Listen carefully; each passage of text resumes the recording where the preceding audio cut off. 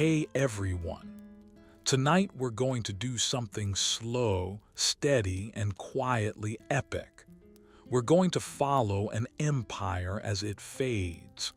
Not with one dramatic explosion, not with a single villain kicking down a gate, but with a long, almost gentle unraveling that most people living through it didn't even recognize as the end.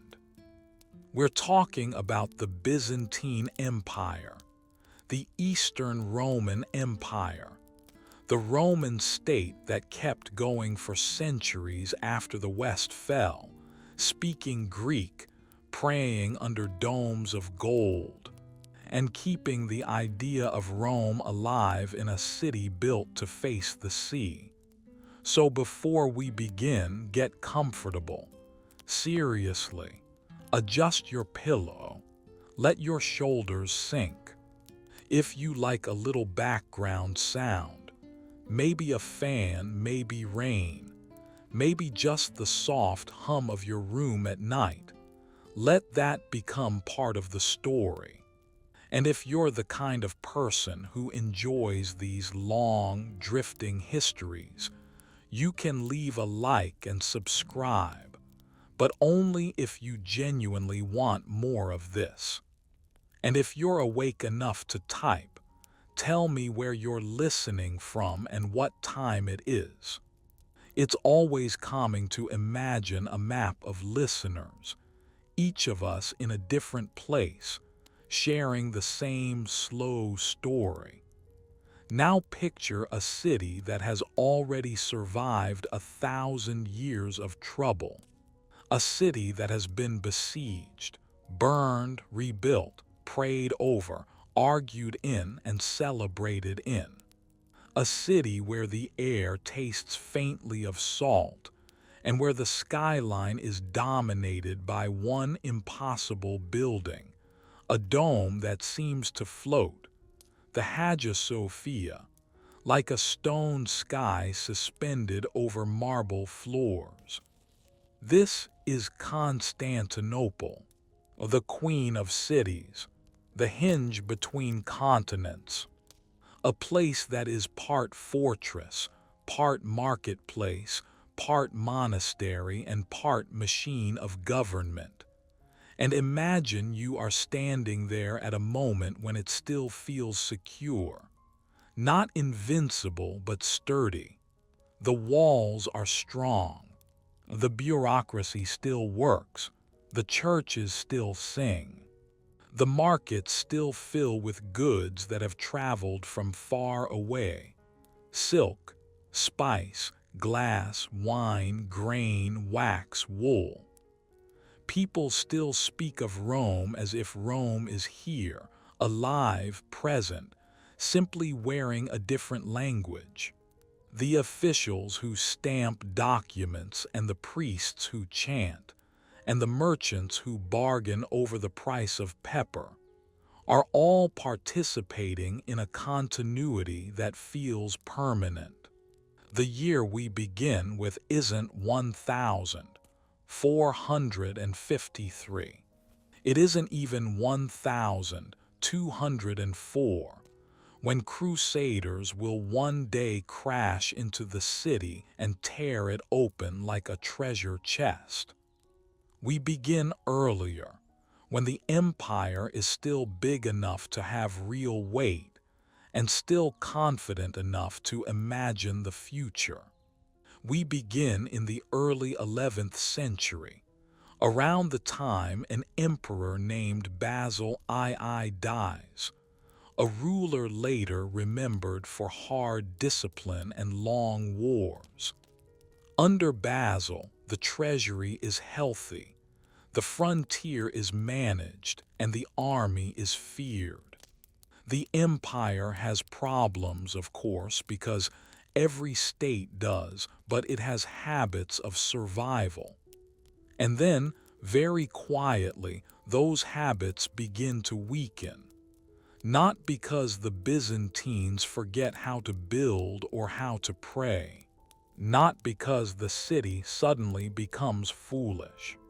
but because the things that make an empire work, money, land, loyalty, soldiers, administrators, and the delicate balance between palace and provinces, begin to shift as they always do. Great families accumulate estates. Taxes slip away from the center. Offices become prizes. Decisions that seem practical in the moment begin to have long shadows. If you've ever watched someone neglect a small problem because it doesn't feel urgent, you already understand the mood of this story. A roof leaks a little, but it's still livable. A door sticks, but you can force it open. A debt grows, but you'll handle it later. Life keeps going, and nothing seems to collapse. And then, one day, you look up and realize the structure holding everything together is weaker than you thought. The Byzantine story is like that, except on the scale of an entire civilization. Tonight we're going to drift through court corridors and dusty frontier roads. We'll move through provinces and palaces, through intrigue and reform. We'll listen to the clink of coin, because empires run not just on ideas but on taxes, grain shipments, and wages paid to men holding spears. We'll follow mercenaries, people who fight not for a flag but for payment and survival. And we'll watch how relying on them changes an empire's reflexes. And as we go, keep something in mind. The Byzantines themselves did not think they were living at the end, at least not most of the time. They thought they were living in another difficult chapter, one of many, because that's what the empire had always been, a long sequence of crises and recoveries. That endurance is part of why the collapse is so hidden. When you've survived for centuries, you expect to survive again. You mistake decline for another downturn. You mistake contraction for a temporary retreat. You tell yourself the old strength will return because it always has. So let's begin where the empire still has a future that feels wide. Let's step into the 11th century. And as we go, we'll watch how the end begins long before the final siege, how an empire can fall slowly, and how a collapse can be so gradual that, for a long time, nobody notices it happening. Begin with Basil II's last years, not as a parade of battles, but as a quiet inventory of how the empire works when it works. The imperial government collects taxes in coin and in kind. It keeps records, it audits officials, it moves grain, it pays soldiers. The countryside is organized into themes, those military administrative districts that tie land to service. A farmer-soldier holds a plot and owes duty. He is not a knight in the Western sense, but a local man with armor that may be patched, a horse that may be shared with family labor, and a sense that the empire's border is also his own. That system has its flaws, and it has already been changing for centuries, but it gives the empire a kind of endurance. When trouble comes, the state can call on people who have a reason to show up. And Basil II, for all his harshness, understands the value of that. He understands the danger of powerful landowners swallowing the small holdings that produce both taxes and soldiers. So he pushes back. He taxes the rich. He limits the ability of the great to absorb villages.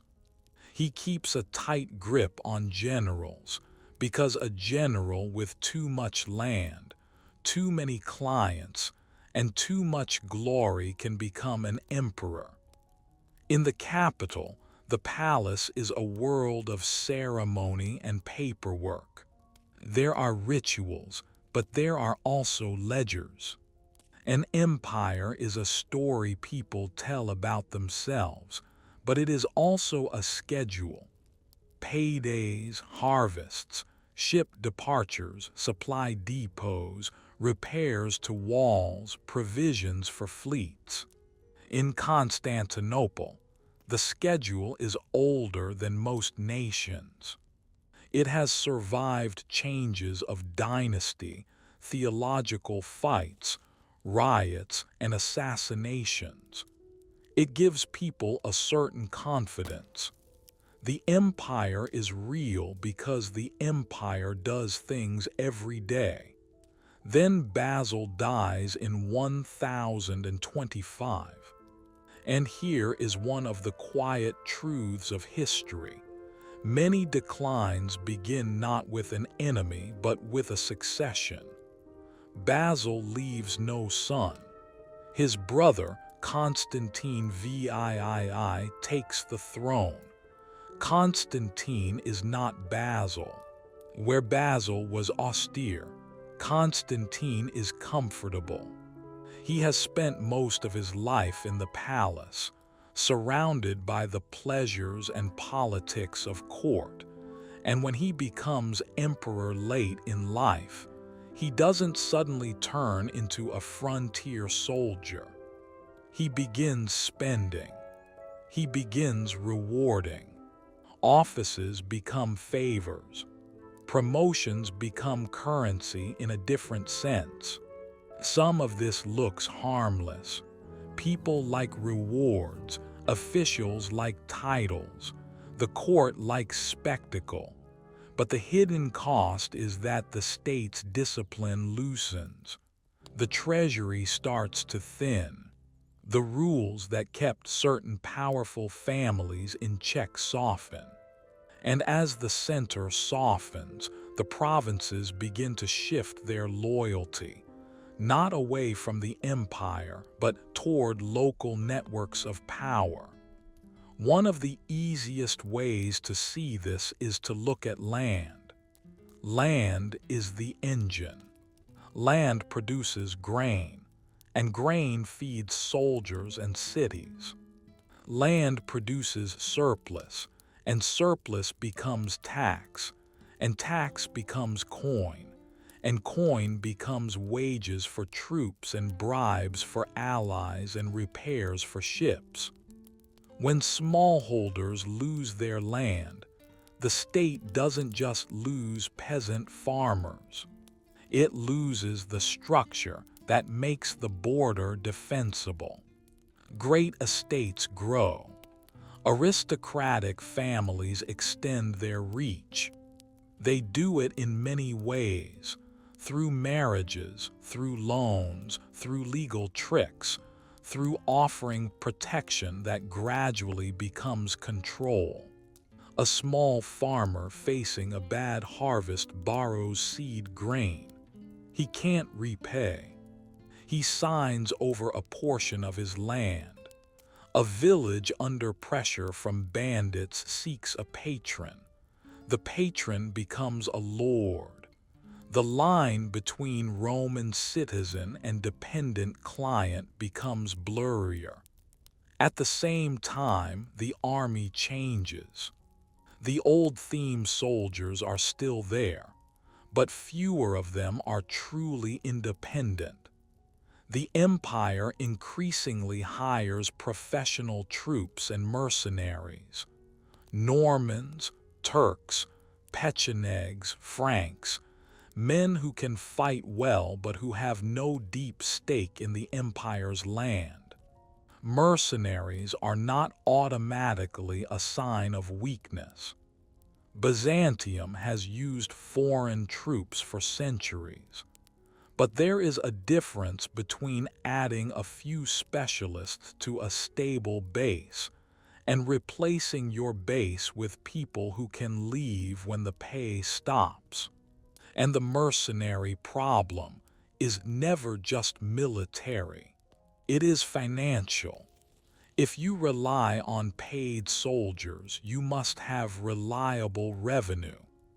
If revenue becomes unpredictable, because landowners dodge taxes, because coin is debased, because administrators skim, then the army becomes unpredictable too. Wages get delayed, units bargain, commanders make their own deals. Loyalty becomes a transaction. Now, in the decades after Basil, the empire is not collapsing. It still has immense resources. It still intimidates neighbors. It can still raise armies, still send diplomats, still play the complicated chessboard of the Balkans and the Near East. But you can feel the weight shifting. It is the feeling of a strong ship whose crew has begun to argue about pay while the hull quietly needs maintenance. The emperors who follow Basil try different approaches. Some are reformers, some are showmen, some are unlucky, some are simply overwhelmed. There are palace intrigues and religious disputes, moments of crisis that flare and then subside. To people living in Constantinople, this can feel like normal politics. A change of emperor is serious, but it happens. A riot is frightening, but the city recovers. A military setback is troubling, but the empire has survived worse. Meanwhile, on the eastern frontier, something larger is beginning to move. In the Islamic world, new powers rise and fall, and among them is a force that will reshape the whole region. Turkic peoples moving westward, not as one unified wave but as many groups with shifting loyalties. Sometimes raiders, sometimes allies, sometimes settlers. The Byzantines are used to frontiers that breathe. Sometimes you push outward, sometimes you pull back. But Anatolia, the great plateau that has long served as the empire's manpower reservoir, is more vulnerable than it seems. Think about Anatolia for a moment. It is not just territory. It is the heartland that produces soldiers and horses. It is the land behind the border fortresses. It contains towns that speak Greek and pray in churches that have been there for generations. When Anatolia is secure, Constantinople is secure. When Anatolia begins to slip, the empire doesn't just lose land, it loses its lungs. And the scary part is that this slipping can happen in ways that are hard to see from the palace. A fortress changes hands and then changes back. A valley is raided and then quiets down. A village pays tribute to a raider once, then twice, then begins to look for a new protector. The border doesn't break like glass. It erodes like a shoreline. This is the first stage of the hidden collapse. The internal balance that keeps resources flowing begins to wobble. The center becomes less able to compel the provinces. The provinces become more dependent on local power. The army becomes more expensive. The revenue becomes less certain. And this is all happening while most people can still walk through Constantinople's markets and feel sincerely that the empire is eternal. So let's keep drifting forward. Let's move toward the moment when that erosion becomes visible, even to people who don't read budgets and troop rosters. Because in 1071, a battle will be fought that later generations treat like a thunderclap. But even that thunderclap will make more sense if we remember all the quiet weather that came before it. Now we come to that famous year, 1071, and to the battle that history books love because it is easy to point at. Manzikert, a single name that sounds like a crack of thunder. But as we ease into it, try to keep your mind in the slower rhythm. The battle matters, yes, but it is not a trapdoor that opens and swallows the empire in one instant. It is more like a hinge. It swings the door wider, and once the door is open, a lot of other things start drifting through. By the 1060s, the empire is dealing with pressure in multiple directions at once. There are raiders in the Balkans. There are Normans probing the western edges, hungry and ambitious, already experienced at carving out territories in southern Italy. There is trouble in the east, where Turkish forces appear not as a single army marching in formation, but as many fast-moving groups that raid, bargain, retreat, and return. And inside the empire, the politics are tense. Powerful families and factions in Constantinople are accustomed to using the army and the provinces as tools in their competition for the throne. This is not unique to Byzantium. It is what happens in many states where the central prize is so valuable that people fight for it with everything they have. Into this situation steps an emperor named Romanos, IV Diogenes. Romanos is, in many ways, the kind of man the empire needs on paper. A military leader who understands that the eastern frontier cannot simply be ignored. He tries to restore discipline. He tries to gather a large army and confront the Seljuk Turks.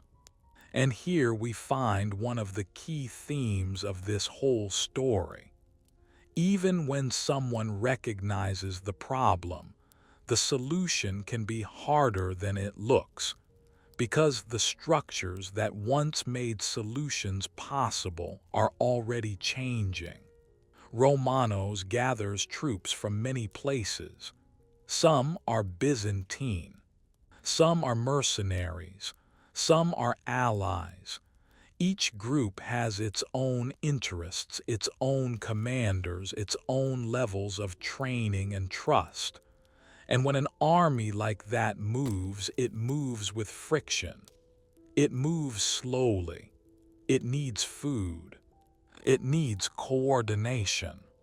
It needs confidence that the people behind you in the capital will not take your absence as an opportunity to remove you. The campaign leads east to a fortress town near Lake Van, called Manzikert. The Seljuk leader, Alp Arslan, comes to meet the Byzantines. It is worth imagining this scene not as a cinematic showdown, but as a strange moment of negotiation and risk. Both sides have reasons to avoid a total disaster. Both sides are trying to manage their wider political landscapes. And yet the battle happens. In the clash itself, there is confusion and miscommunication. Parts of the Byzantine army withdraw at the wrong time. Some commanders may suspect treachery. Some may actually commit it. Romanos is captured, which is shocking in itself because an emperor being taken alive feels like the kind of thing that only happens when the world is slipping out of its usual shape. And here is the strange part. The Seljuks do not immediately march on Constantinople. Alp Arslan is not interested in that, at least not then. He has other priorities further east. Romanos is treated with a kind of ritual respect, and eventually he is released after negotiations. If the story ended there, it might have been remembered as a humiliating episode, but not necessarily as a turning point. But the empire's real disaster happens not on the battlefield, but in the aftermath, inside its own politics. While Romanos is away, his enemies in the capital move. When he returns, wounded and shaken, he finds a civil struggle. He is deposed. He is brutally blinded, an act that is both personal cruelty and political logic, because a blinded man is considered unfit to rule. And once again, we see the hidden collapse. The empire loses not just a battle, but a period of stability, a continuity of command, and the ability to focus on the frontier. In the years after Manzikert, Anatolia changes. Not all at once, not with a sudden replacement of the population. Instead, you get a patchwork. Turkish groups settle in valleys, in plains, in places where the local defenders are gone or unpaid. Some local Greek and Armenian communities make deals. Some flee. Some stay. Some convert over time. Some do not. Fortresses that once anchored the frontier become isolated. Roads become less safe. Tax collection becomes harder. And when the empire cannot reliably collect revenue or call up soldiers from Anatolia, it has to rely more on what it can control. The capital, the coastal areas, the navy, the diplomatic network, and whatever mercenaries it can afford. This is why Manzikert matters. It marks the moment when the empire begins to lose its main source of manpower and agricultural wealth in a way that is difficult to reverse. The state had always been a balance between the city and the countryside. Constantinople was a mind and a mouth, but Anatolia was a body and a stomach.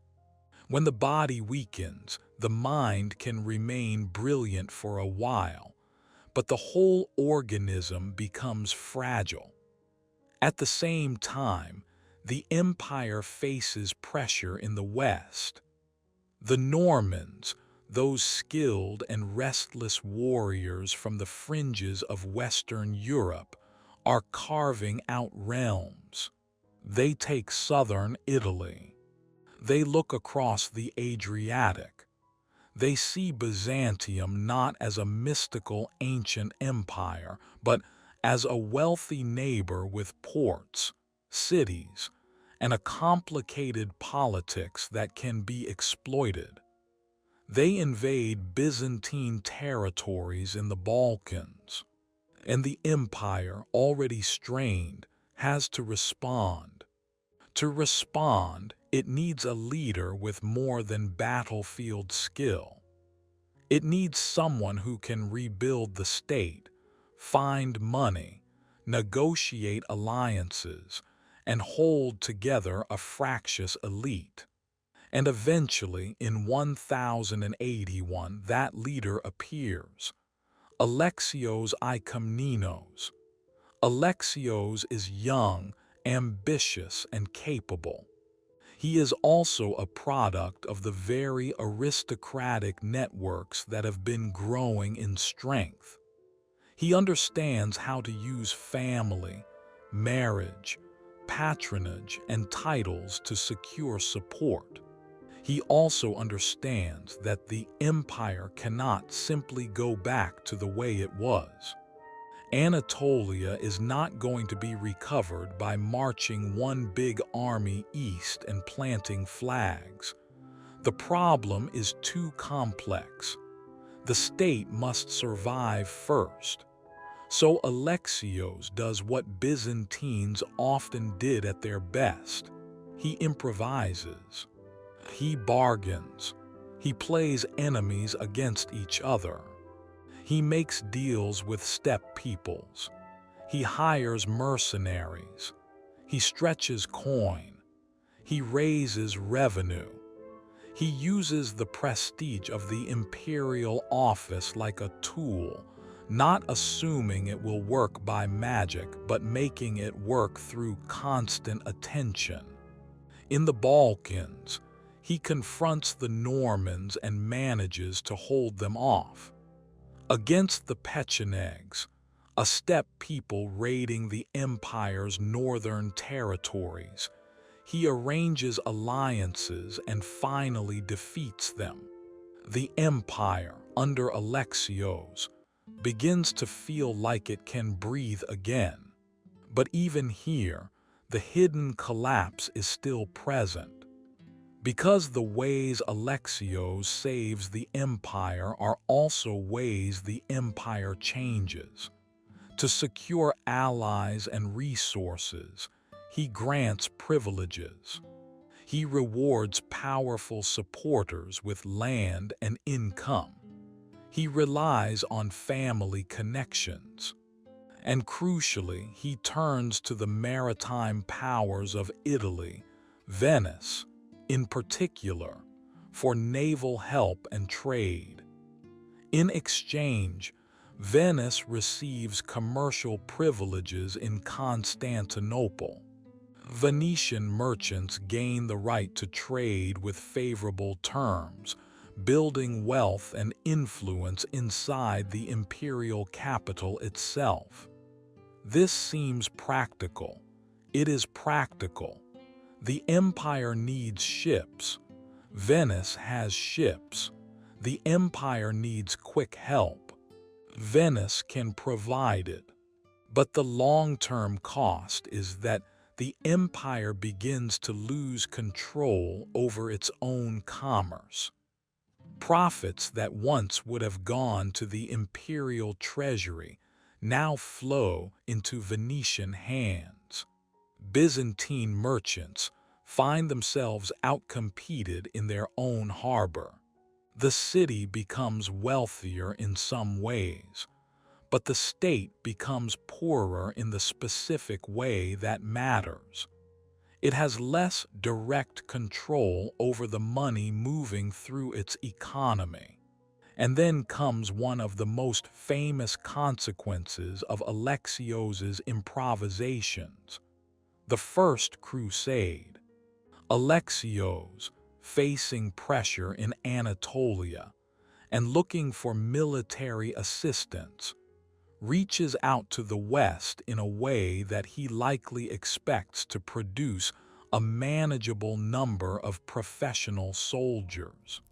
What he gets is something far bigger, a mass movement of crusaders, nobles and peasants and adventurers, crossing into Byzantine territory on their way to Jerusalem.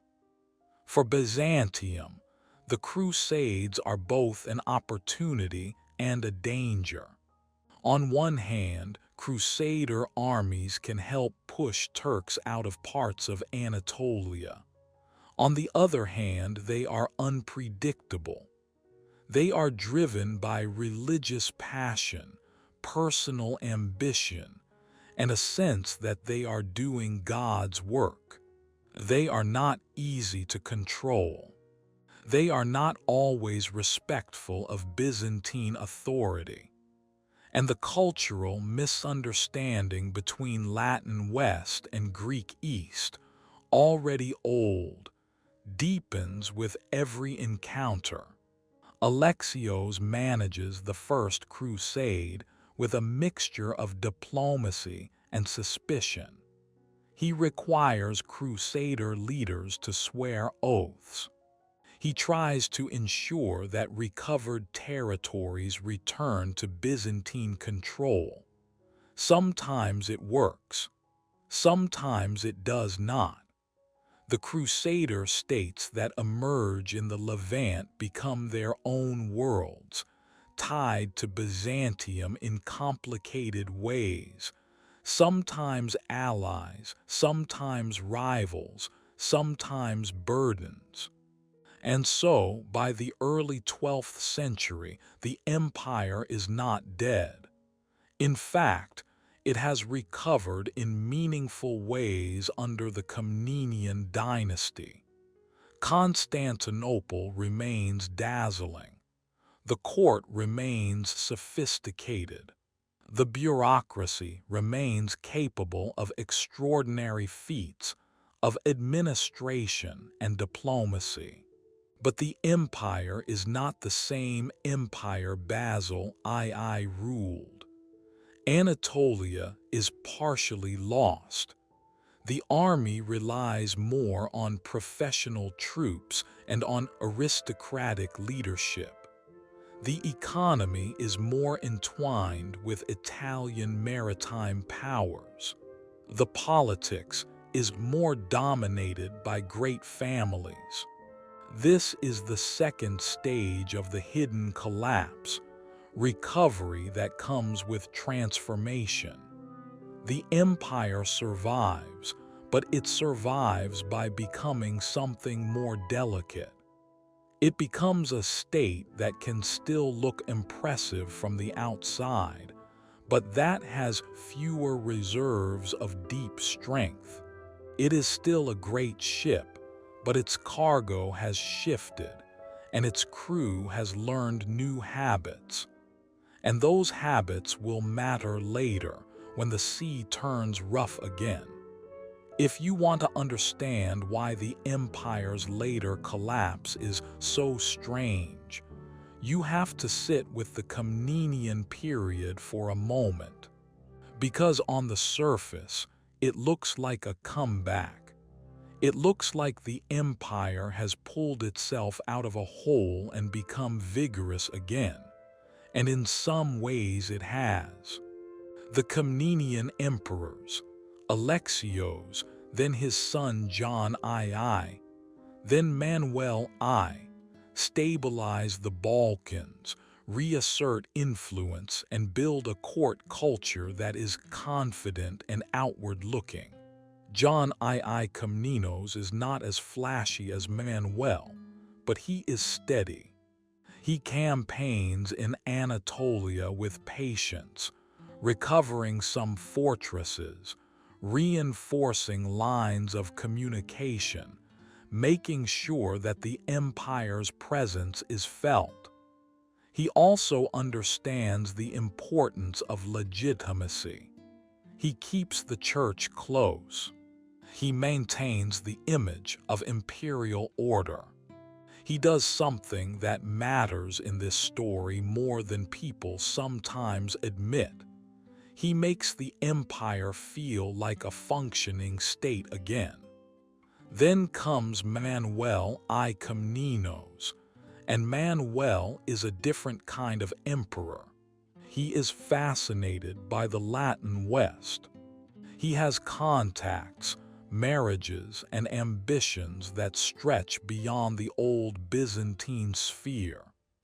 He wants to be a player in Italy, in Hungary, in the Crusader states.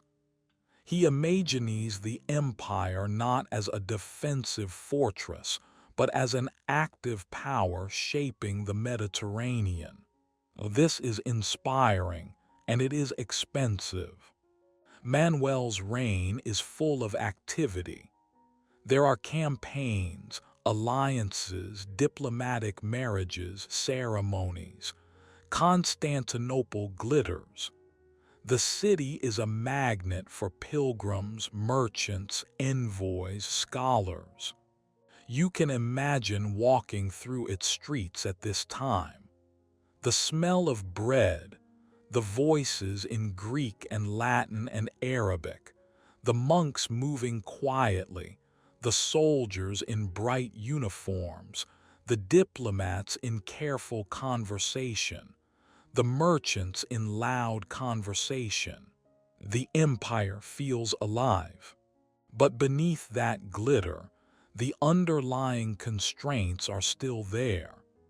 Anatolia is still not fully recovered. The empire's tax base is still under pressure. The state is still negotiating with powerful aristocratic families.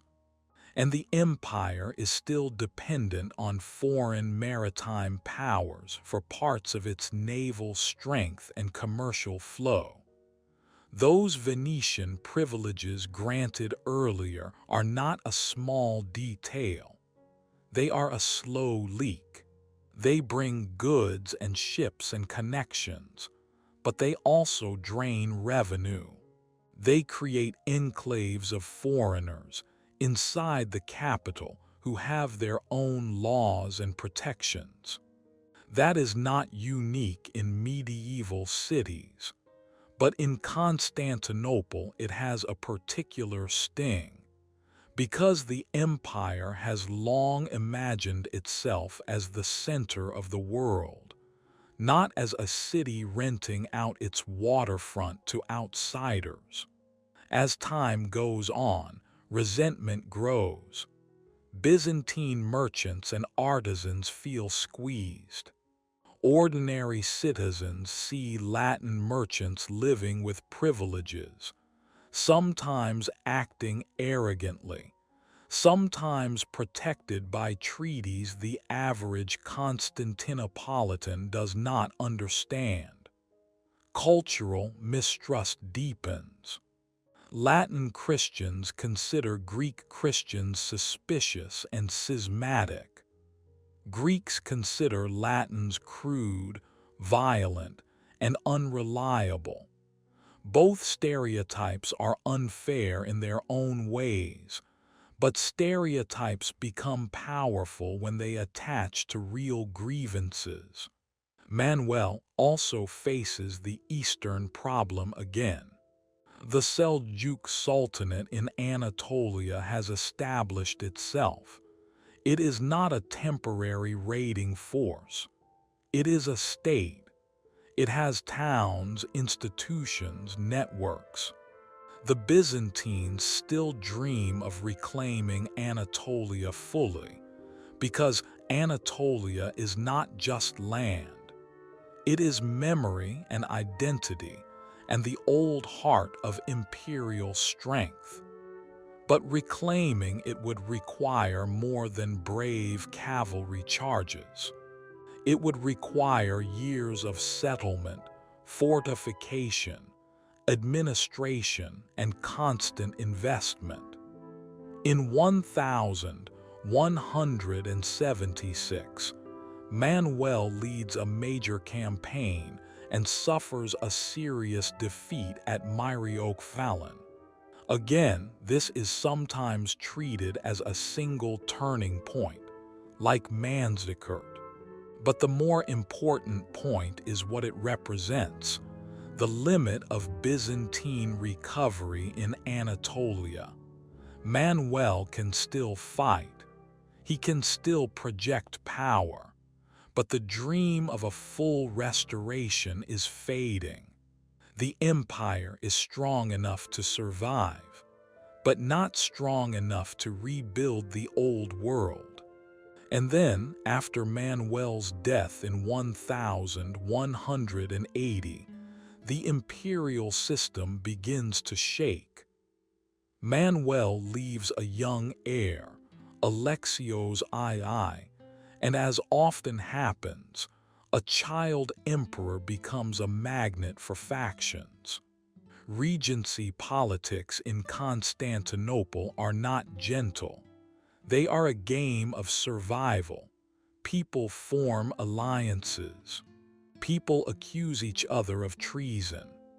People use the street mobs and the church and the army as tools.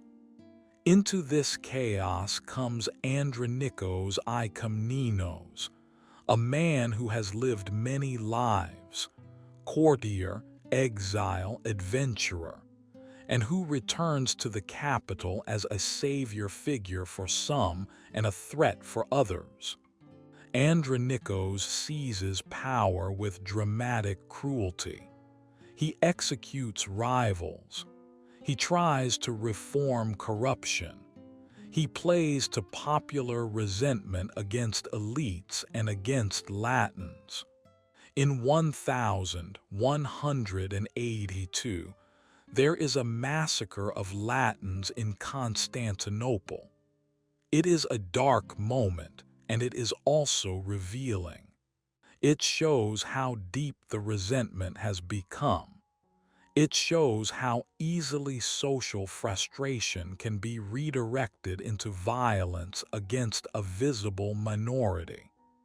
And it leaves a scar in relations between East and West that will not heal. Andronikos's reign is short and brutal. He is overthrown and killed in 1185. The empire survives, but it survives with more internal wounds, more mistrust, more fear. And the dynasty that follows, the Angeloi, rules during a period of weakness that is not immediately obvious to outsiders, because the city still looks magnificent. But behind the walls, the treasury is strained, the military is less reliable, and the provinces are increasingly restless. In the Balkans, new powers rise. In Bulgaria, leaders revive a Bulgarian state that challenges Byzantine authority. In the West, Norman and other Latin ambitions persist. In the East, Turkish states remain entrenched. And inside the empire, the old balance between central authority and provincial power keeps shifting toward fragmentation. This is a dangerous combination. A state that still looks rich and prestigious, but that is becoming harder to govern. Prestige attracts attention. Wealth attracts opportunists. And weakness, when hidden, is especially tempting because it invites people to gamble.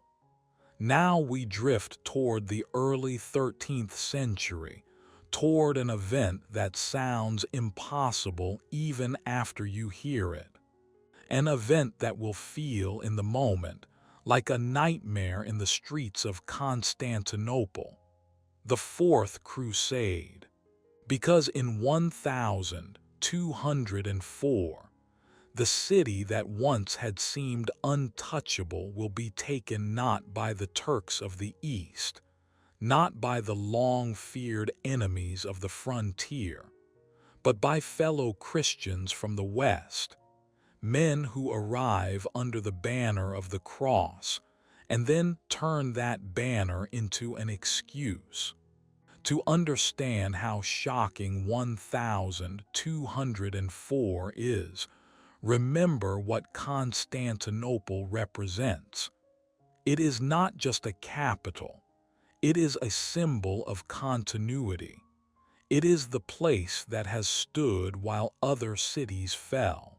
It is the place that survived sieges by Persians, Avars, Arabs.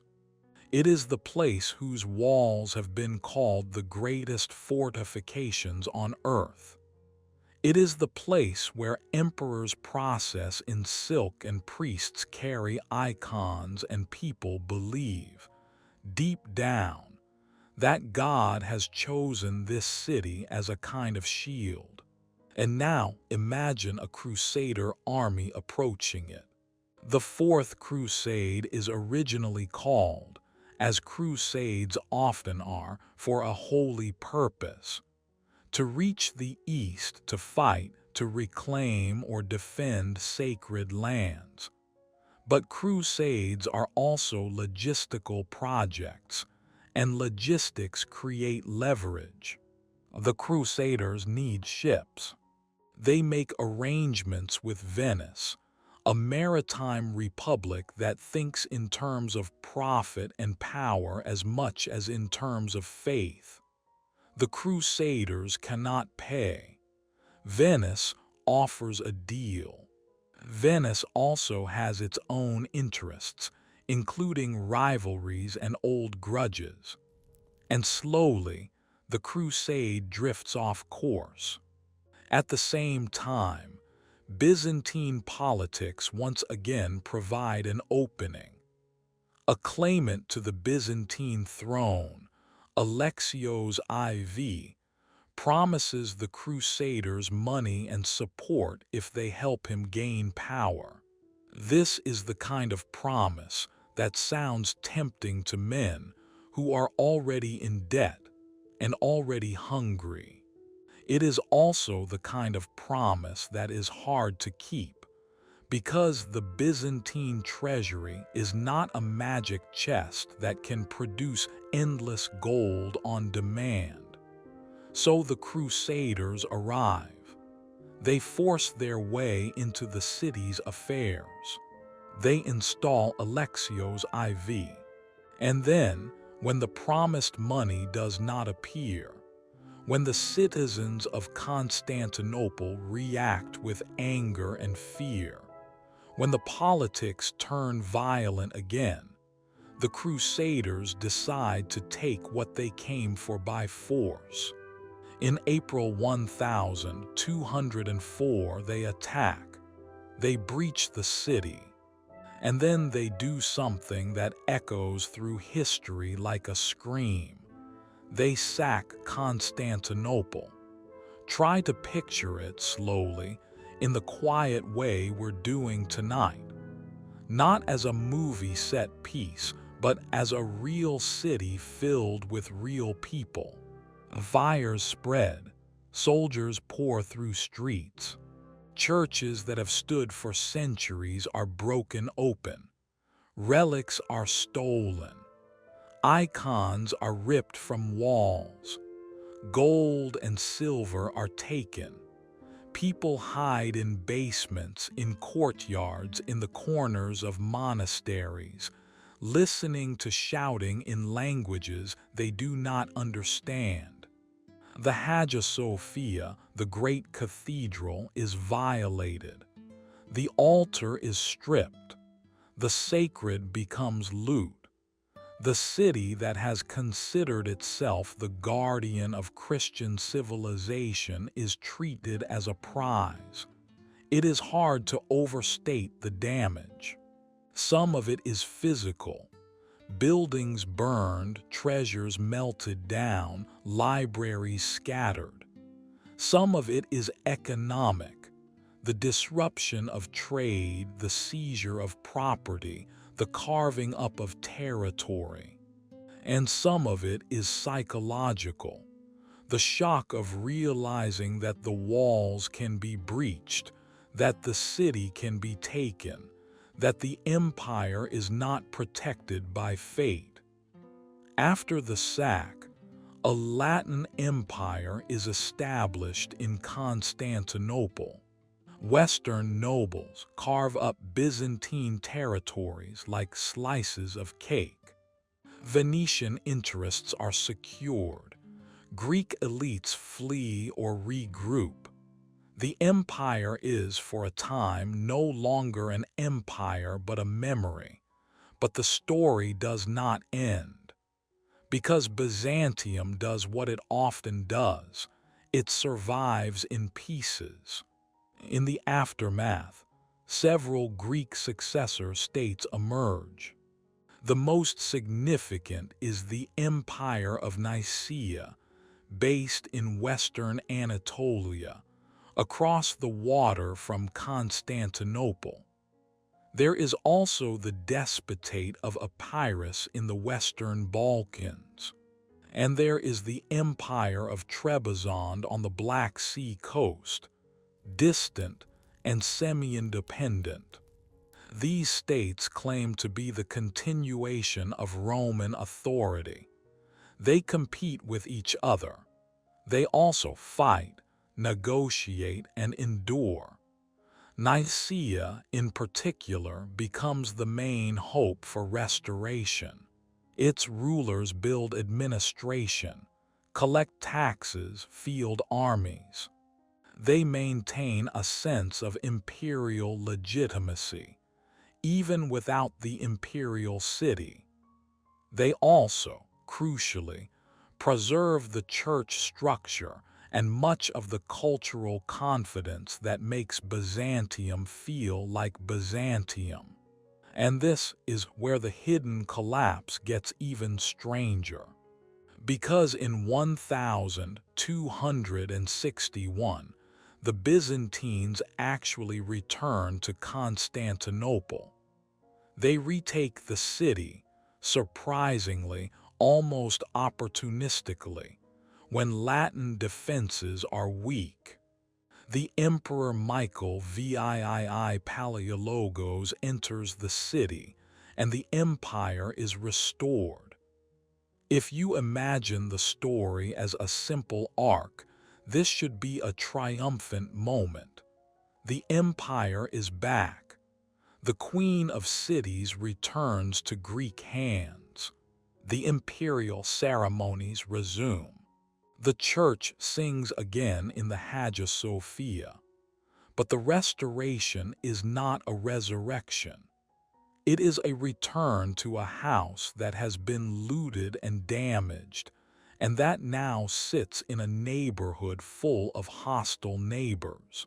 The empire that returns in 1261 is smaller, poorer, and more fragile. Anatolia is still contested. The Balkans are full of ambitious states. The Italian maritime powers have expanded their influence even further. The empire's tax base is narrower. The population is strained. And the memory of 1204 has changed everything. It has changed how Byzantines view the West. It has changed how Westerners view Byzantium. It has created a bitterness that will color every alliance and every betrayal. In practical terms, the Palaiologan emperors inherit an impossible task. They must defend a city that is still strategically priceless, but they do not have the old empire's resources. They must maintain diplomacy with Venice and Genoa, who are now even more deeply embedded in the city's economy. They must pay soldiers, but the treasury is limited. They must deal with threats in the Balkans, where Serbian and Bulgarian powers rise and fall. They must deal with threats in Anatolia, where Turkish beyliks, small principalities, begin to form and expand, feeding on Byzantine weakness.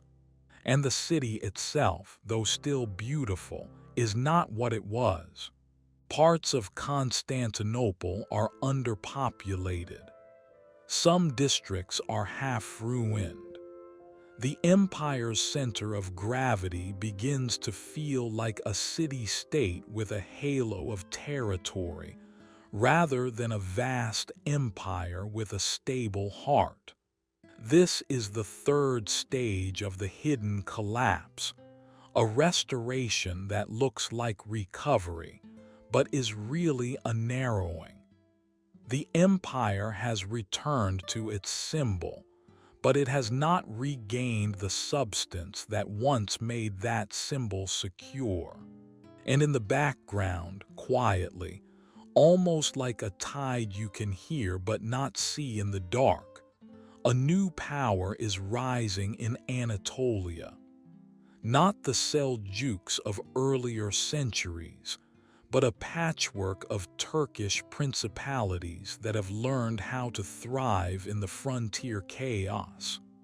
Among them will be one, in a small region near the old Byzantine border, that will grow into the Ottoman Empire. For now, though, let's stay in the late 13th century and early 14th. Let's watch the restored empire try to navigate a world that has already changed. Because this is where the decline becomes almost dreamlike.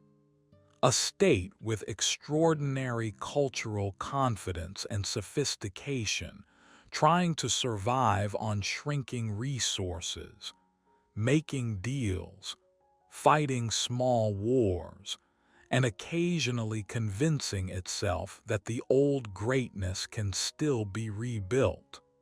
After 1261, Michael VIII Palaiologos rules in a world where every decision has a hidden price. He must secure the city, but the city is not secure by walls alone. Walls need garrisons. Garrisons need pay. Pay needs revenue. And revenue depends on territory that the empire no longer reliably controls. Michael spends heavily on diplomacy and defense. He is obsessed, understandably, with preventing another Western assault. Because 1204 is not just a memory, it is a possibility. Latin princes still exist. Venice still has interests. Crusading rhetoric can always be turned toward Constantinople if politics align. Michael tries to neutralize this by pursuing church union with Rome, hoping that if Byzantium is formally reconciled with the papacy, Western leaders will have less justification to attack. This policy is, from a cold strategic standpoint, understandable, but it is domestically explosive. Many Byzantines see union with Rome as betrayal. The theological differences are not just academic. They are symbols of identity. After the trauma of 1204, the idea of accepting papal authority can feel like accepting the legitimacy of the people who sacked the city. So Michael's policy creates internal resistance. Monks denounce it. People whisper that the emperor is selling the faith. The state spends energy policing opinion, punishing dissidents, managing internal anger. Meanwhile, the empire must also fight on multiple fronts. In the Balkans, rival states, especially a rising Serbian power, push against Byzantine influence. In the Aegean and in the sea lanes, Venice and Genoa compete, sometimes violently, and Constantinople becomes a stage for their rivalry. Genoa gains significant privileges, including control of Galata across the Golden Horn, which becomes a Genoese enclave with its own walls and ships. Again, the short-term logic is clear. The empire needs Genoese help against Venice. But the long-term reality is that foreign merchants now control large pieces of the city's commercial bloodstream. Byzantine rulers often imagine themselves as masters of diplomacy, and they are. But diplomacy, when it relies on giving away economic leverage, can become a slow surrender. Each treaty is a bandage. Over time, the body underneath becomes weaker. Now, step away from the city for a moment and drift into Anatolia. This is where the most consequential changes are happening, often outside the spotlight. After the Seljuk defeat by the Mongols in the mid-13th century, Anatolia fragments into smaller Turkish principalities, often called beyliks. These are not just raider bands, they are local states. They have leaders who distribute land, organize warriors, and attract settlers. They also exist in a frontier zone where people move and identities shift. For Byzantium, defending Anatolia is both necessary and increasingly difficult. The empire's resources are limited, and it has competing priorities. It cannot easily maintain large field armies in the east while also guarding the Balkans and the capital, so it makes compromises. It relies on local magnates and pranya holders, people granted the right to collect revenue from certain lands in exchange for service. It uses mercenaries. It tries to hold key fortresses and lines of communication. But a fortress is only as strong as the land behind it. If the villages around it are paying tribute to a Turkish lord, if the roads are unsafe, if the garrison is unpaid, then the fortress becomes an island. And islands can be starved. By the late 13th century, the empire's hold on western Anatolia is thinning. You might imagine it like ink fading on a map. The ink does not vanish all at once. It becomes paler. The borders become less certain. A town that was once firmly Byzantine becomes a place where the imperial governor negotiates with a nearby Turkish leader. A village begins to pay in two directions, hedging its bets. A local bishop writes letters asking for protection that never arrives. And now, into this frontier world, enters a particular beylik, small at first, led by a man named Osman.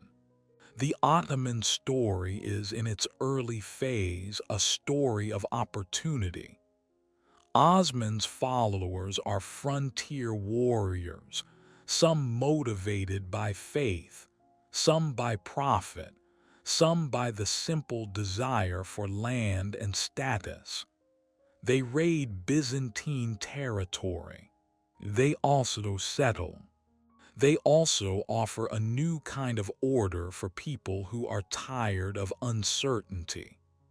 By 1302, at a battle often called Baphius, Ottoman forces defeat a Byzantine army. Again, one could mark this as a turning point. but the deeper meaning is that it reflects a broader trend. The empire is struggling to field effective forces in Anatolia. It can still fight, but it cannot consistently win, and it cannot consistently hold territory. Each defeat encourages more settlers and raiders. Each loss reduces tax revenue. Reduced revenue reduces military capacity. The cycle tightens. Faced with this, the Byzantines reach for a familiar tool: mercenaries. And in the early 14th century, they hire one of the most famous mercenary forces of the medieval world, the Catalan Company. The Catalan Company is made up of hardened veterans, many from the wars in Sicily, rough men who know how to fight and who expect to be paid. At first, they are effective. They push back Turkish forces. They defend territory. They restore a sense that the empire can still strike. But mercenaries are like fire, useful when contained, dangerous when uncontrolled. The Catalans are not loyal to Byzantium as an idea. They are loyal to their contract and to their own internal leadership. When payment becomes uncertain, when politics interfere, when the mercenaries feel disrespected or threatened, they respond the way armed men often respond. They take what they want. The relationship breaks down. The Catalans turn against the empire. They ravage Byzantine lands, not as enemies from outside, but as hired protectors turned predators. They carve out their own territories in Greece. The empire, already strained, suffers devastation from the very force it hired to save itself. This is the fourth stage of the hidden collapse: solutions that become new problems.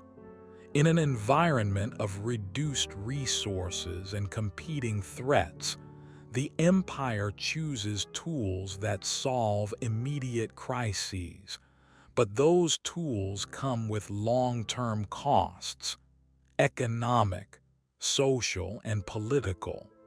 The state becomes less able to protect its own people from violence, and when a state cannot protect, people seek other protectors. And through all of this, Constantinople continues. The liturgy continues. Scholars write.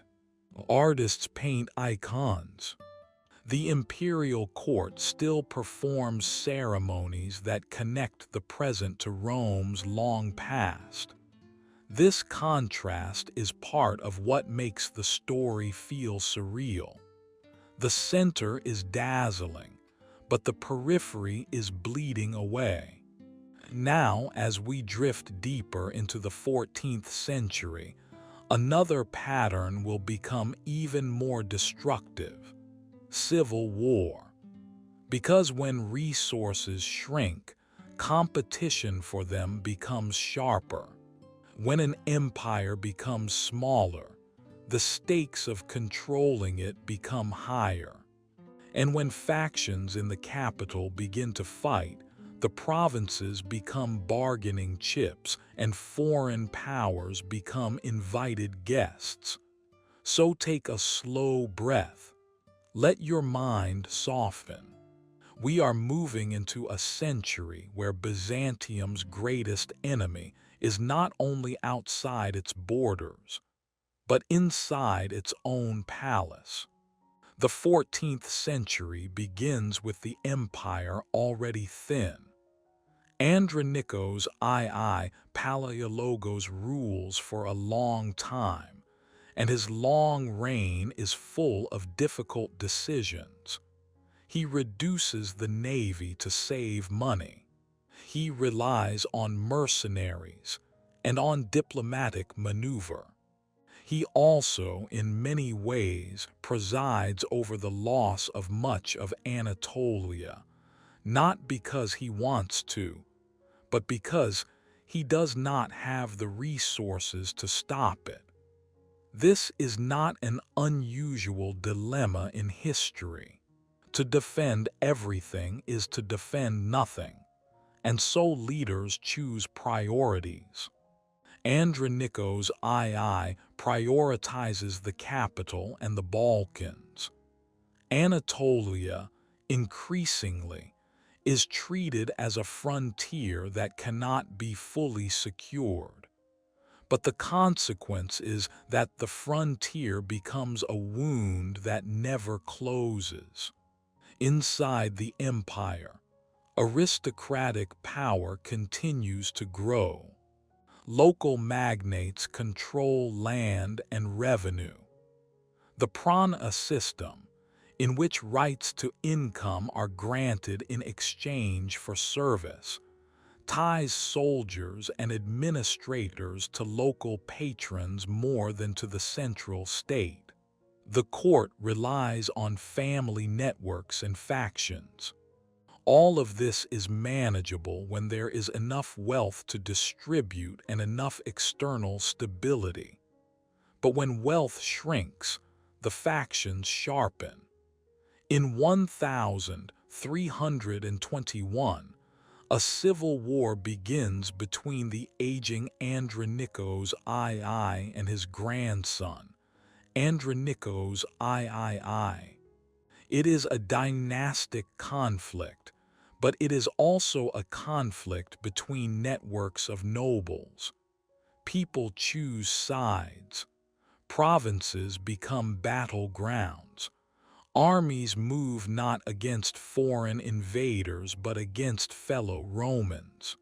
Civil wars are especially destructive for a state like Byzantium because they invite intervention.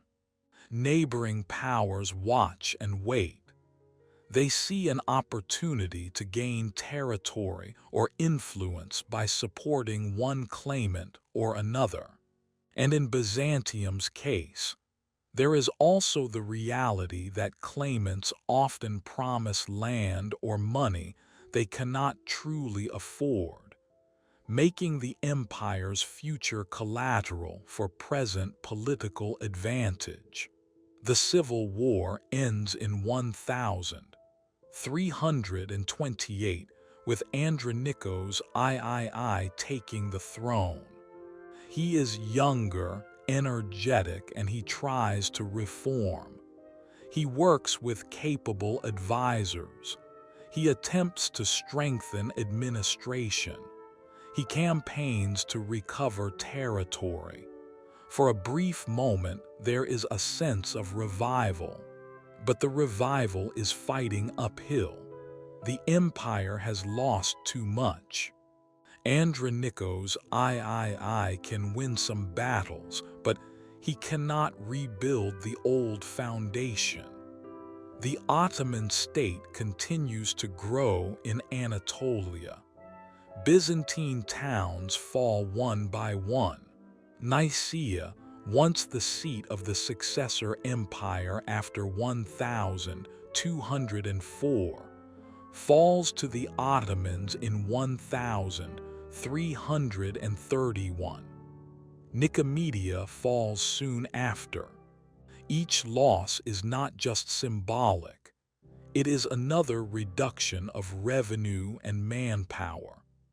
When Andronikos III dies unexpectedly in 1341, the empire enters another crisis. His heir, John V, is a child. A regency forms, led by his mother Anna of Savoy, with the patriarch and other officials. But Andronikos III had a close associate, a powerful noble and general named John VI Cantacuzenios. Cantacuzene believes he should serve as regent. Others suspect him of ambition. The regency moves against him. Cantacuzene declares himself emperor. And a second, more devastating civil war begins. This civil war, from 1341 to 1347, is catastrophic. It tears the empire's remaining fabric. Cities choose sides. Armies devastate farmland. Trade suffers. And most importantly, foreign powers are pulled in. In the Balkans, the Serbian kingdom under Stefan Dušan is expanding rapidly. Dušan is ambitious and capable. He takes advantage of Byzantine weakness to conquer large portions of Byzantine Macedonia and Greece. In Bulgaria, rulers also maneuver for advantage. The empire's neighbors carve away pieces while the emperors fight each other.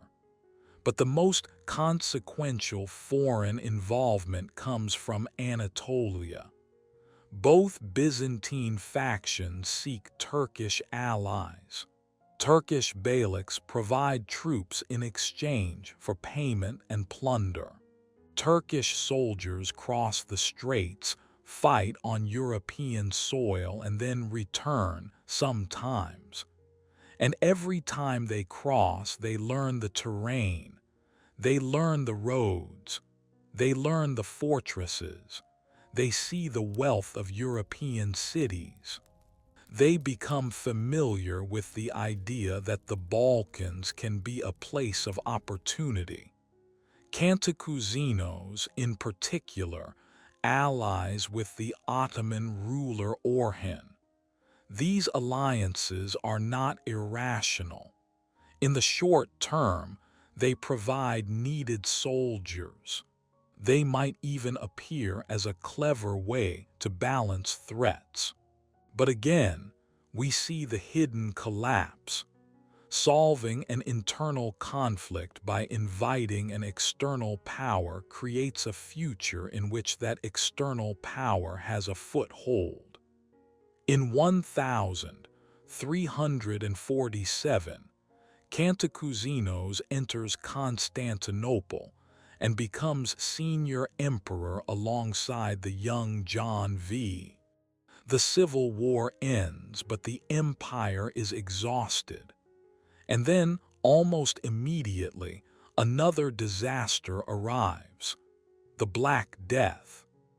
The plague reaches Constantinople around 1347 to 1348, part of the larger pandemic sweeping Eurasia.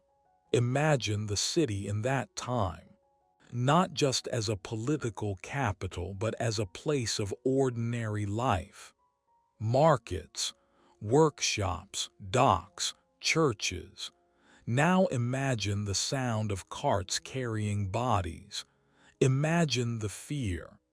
Imagine how trade slows because people avoid contact. Imagine how labor becomes scarce.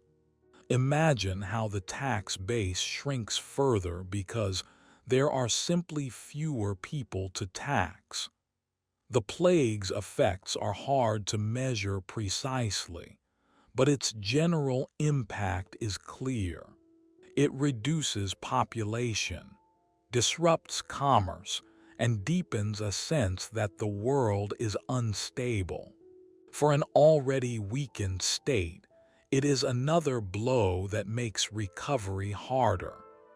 After the plague, the political conflict resumes in different forms. John V eventually turns against Cantacuzenos. There are coups and counter-coups. The empire becomes a stage for repeated struggles among elites. And all the while, The Ottoman state continues to expand. One of the most important moments comes in 1354, when an earthquake damages the walls of Gallipoli, a strategic fortress on the European side of the Dardanelles. Ottoman forces take it. Whether the earthquake is the only reason, or whether it simply provides a perfect opportunity, the result is enormous. The Ottomans now have a permanent foothold in Europe. From Gallipoli, Ottoman expansion into the Balkans becomes much easier. The geography changes. The Ottomans can move troops across the straits without relying on temporary alliances or hired ships. They can raid, settle, and build administration. They can become a European power. And Byzantium, exhausted by civil war and plague, can do little to stop it. This is the fifth stage of the hidden collapse, the loss of control over access points and the transformation of a border problem into an existential problem. The Ottomans are no longer only a threat in Anatolia. They are present in Europe, in the empire's remaining heartlands.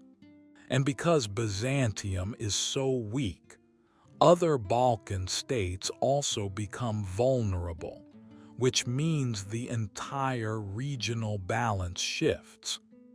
By the late 14th century, Byzantium is increasingly reduced to a capital and scattered territories. The emperor becomes, at times, more like a diplomatic figure than a sovereign ruler. Byzantium pays tribute. It seeks Western help. It navigates humiliating treaties. It survives, but it survives in a new posture, not as the great power dictating terms, but as a fragile state trying to keep its city alive. And yet, even now, Constantinople still stands. The walls are still formidable. The sea still brings ships. The churches still chant. The imperial palace still hosts ceremonies. This is why people can still imagine that the empire might endure. The symbol remains. The habit of continuity remains. But the world outside the walls is changing faster than the empire can adjust. As we move forward, we will see Byzantium increasingly forced into the role of a bargaining chip between larger powers, between Latin West and Ottoman East, between rival Italian merchants, between Balkan kings, between internal factions. The empire becomes a prize to be negotiated and a memory to be invoked, even as its material base continues to shrink. By the time we reach the late 14th century, Byzantium is in a position that would have seemed unimaginable in earlier centuries. The emperor of the Romans, heir to Augustus and Justinian, now negotiates with Turkish sultans as a dependent. Tribute is paid. Hostages and obligations are discussed. The empire's survival depends not only on its own choices, but on the rivalries and fortunes of others. John V. Palaiologos and later his son Manuel II live in this world of humiliation and persistence. They travel. They negotiate. They appeal to the West for help, sometimes even traveling to Latin courts in person.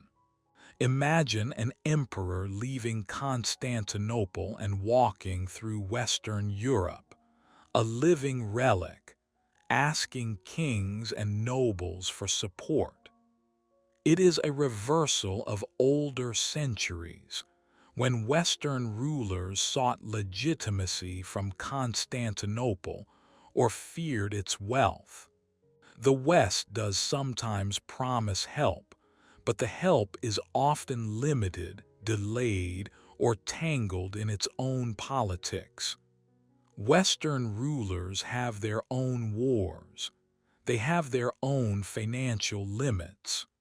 And there is still mistrust between Latin and Greek Christians, sharpened by 1204 and by ongoing theological disputes. Meanwhile, the Ottomans grow.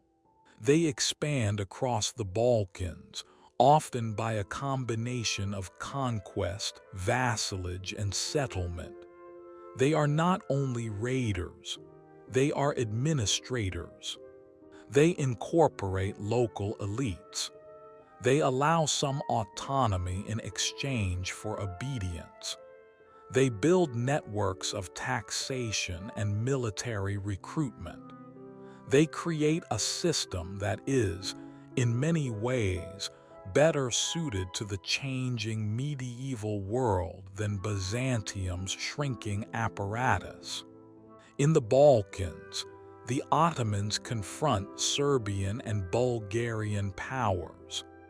Battles and treaties reshape the region. One of the most famous moments is the Battle of Kosovo in 1389, a fight that becomes embedded in Serbian cultural memory. From the perspective of Byzantine survival, what matters is not only the battle itself, but the broader trend. Balkan states are being pulled into Ottoman orbit, either by defeat or by political necessity. As they fall, Byzantium becomes more isolated. Constantinople is still a fortress, but a fortress needs allies. And when the surrounding region is controlled by the same power that threatens you, the fortress becomes a lonely island. In 1394, the Ottoman Sultan Bayezid I begins a blockade and siege of Constantinople. Not a single dramatic assault, but a tightening pressure. The city is difficult to take by storm because of its walls and its position, but it can be starved and threatened.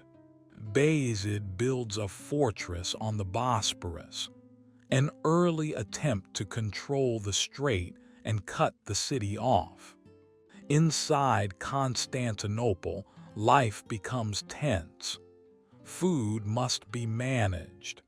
The mood in the city shifts between fear and stubborn confidence. People have lived through sieges before. They remember stories of divine intervention. They remember how the city's walls have held. They pray, they bargain. They watch the horizon.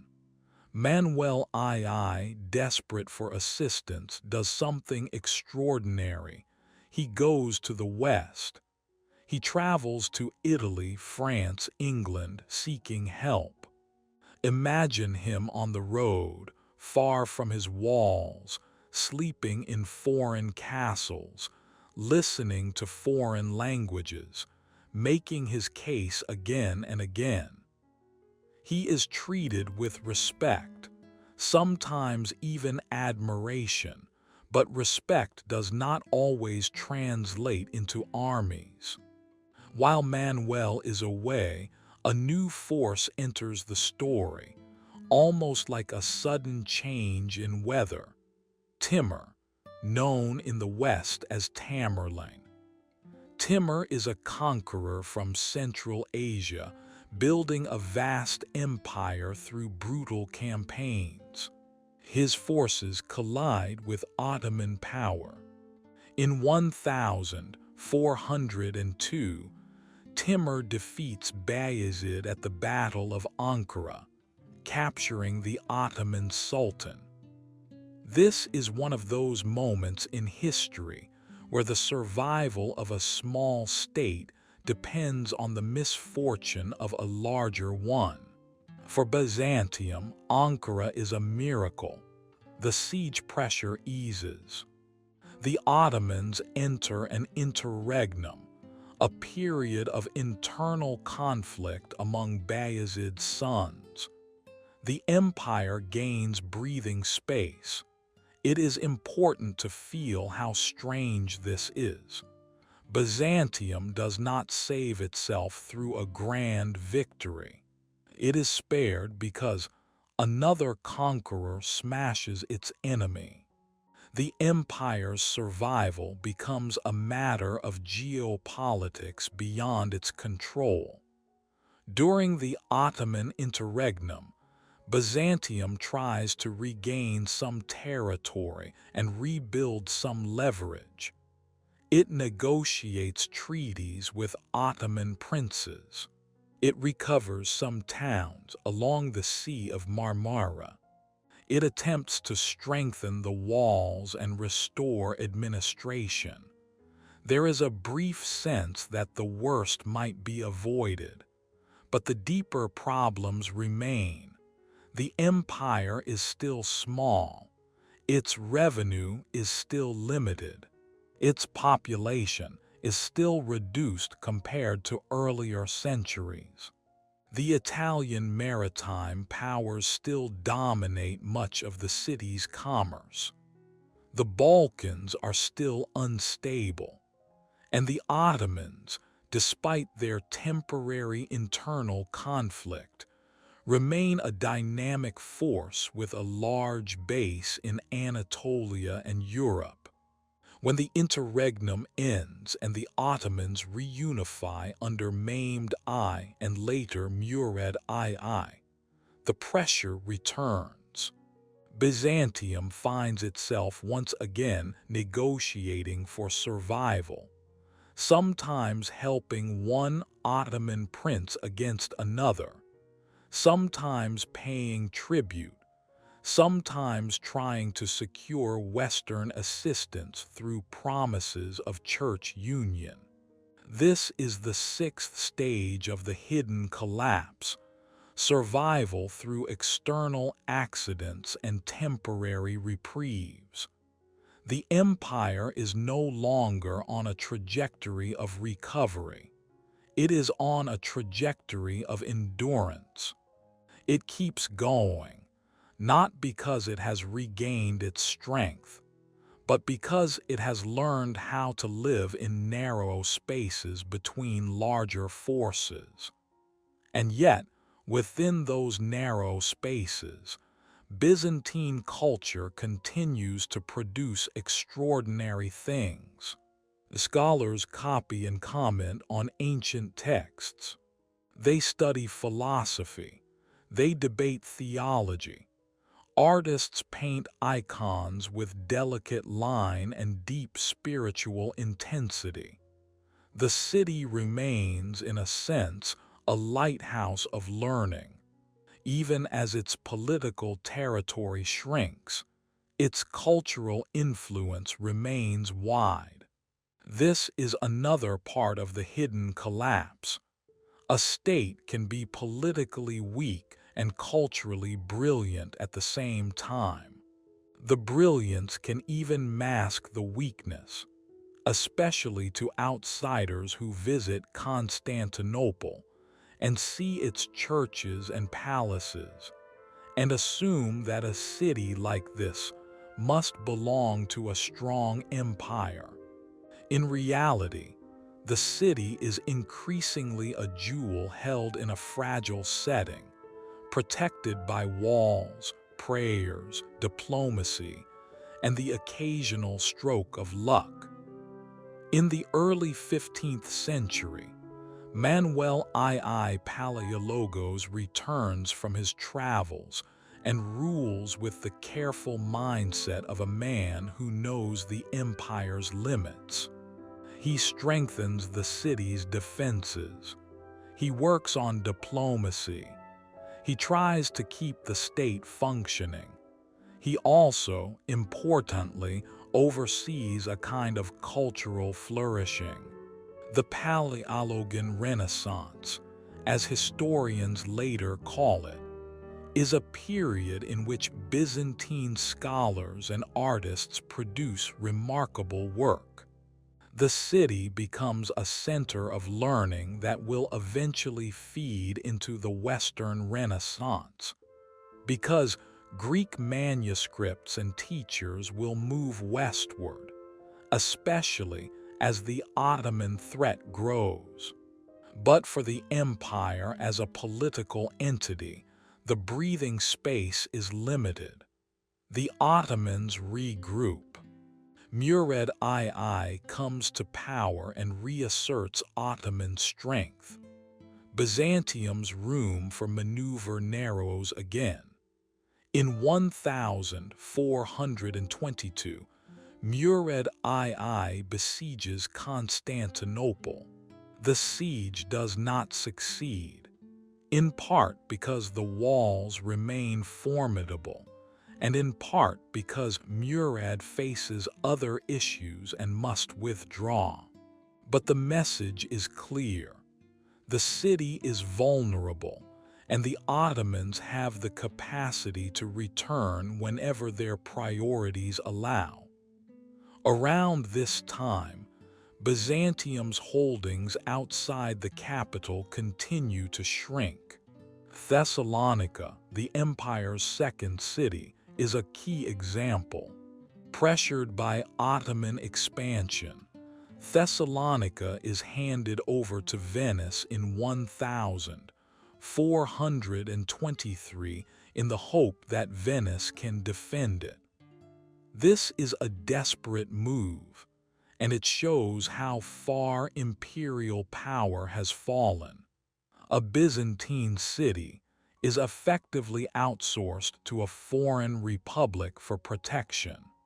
Venice tries, but in 1430 the Ottomans take Thessalonica anyway. Another major piece of Byzantine urban life is gone. In the Mora, in the Peloponnese, Byzantine rulers, often members of the imperial family, maintain a semi-independent principality. The Mora becomes one of the last significant Byzantine territories. There, the Byzantines build the Hexamilian Wall across the Isthmus of Corinth, attempting to block Ottoman incursions. The wall is an impressive project, a symbol of determination. But walls require men, money, and constant maintenance. Ottoman forces eventually breach and destroy it. Each rebuilding becomes harder than the last. As the pressure intensifies, Byzantine emperors return to a strategy that has appeared before, seeking Western military support by offering church union.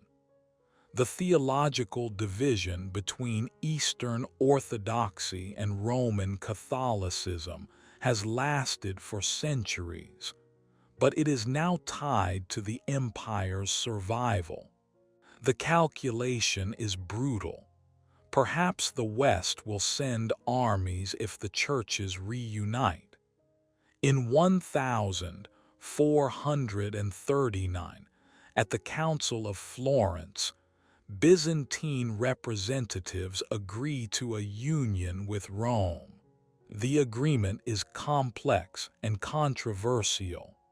It promises unity, but it also includes concessions that many Byzantines find unacceptable.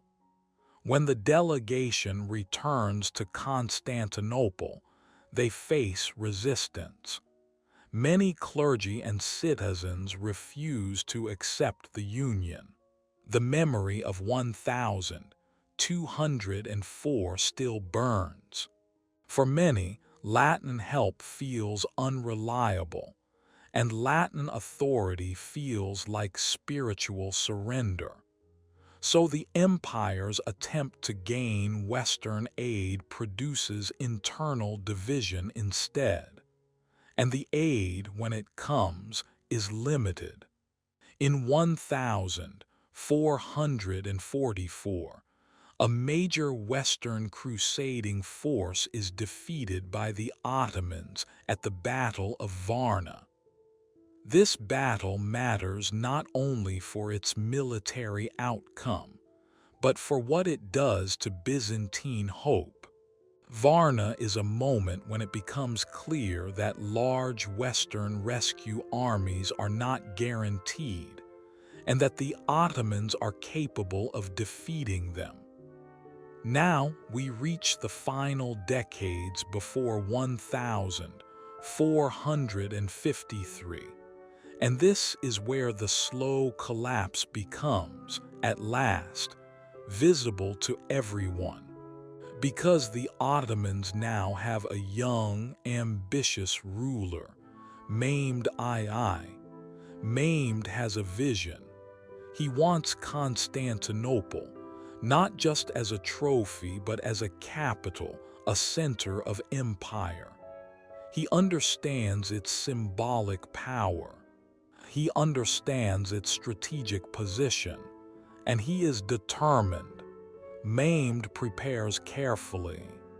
He secures his rear by making treaties where he can. He consolidates resources.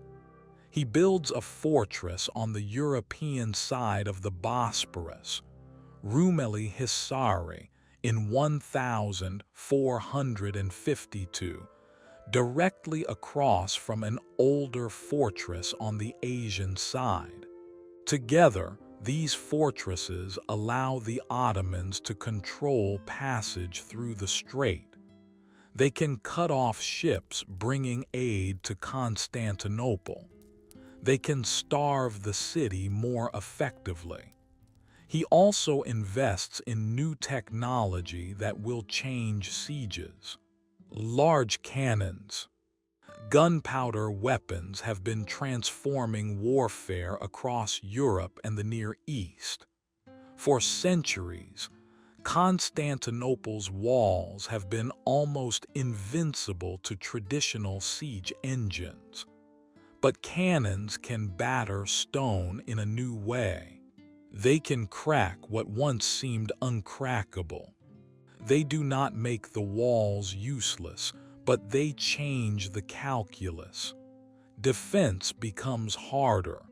Repairs must be constant. Morale becomes tested by the repetitive thunder of impact.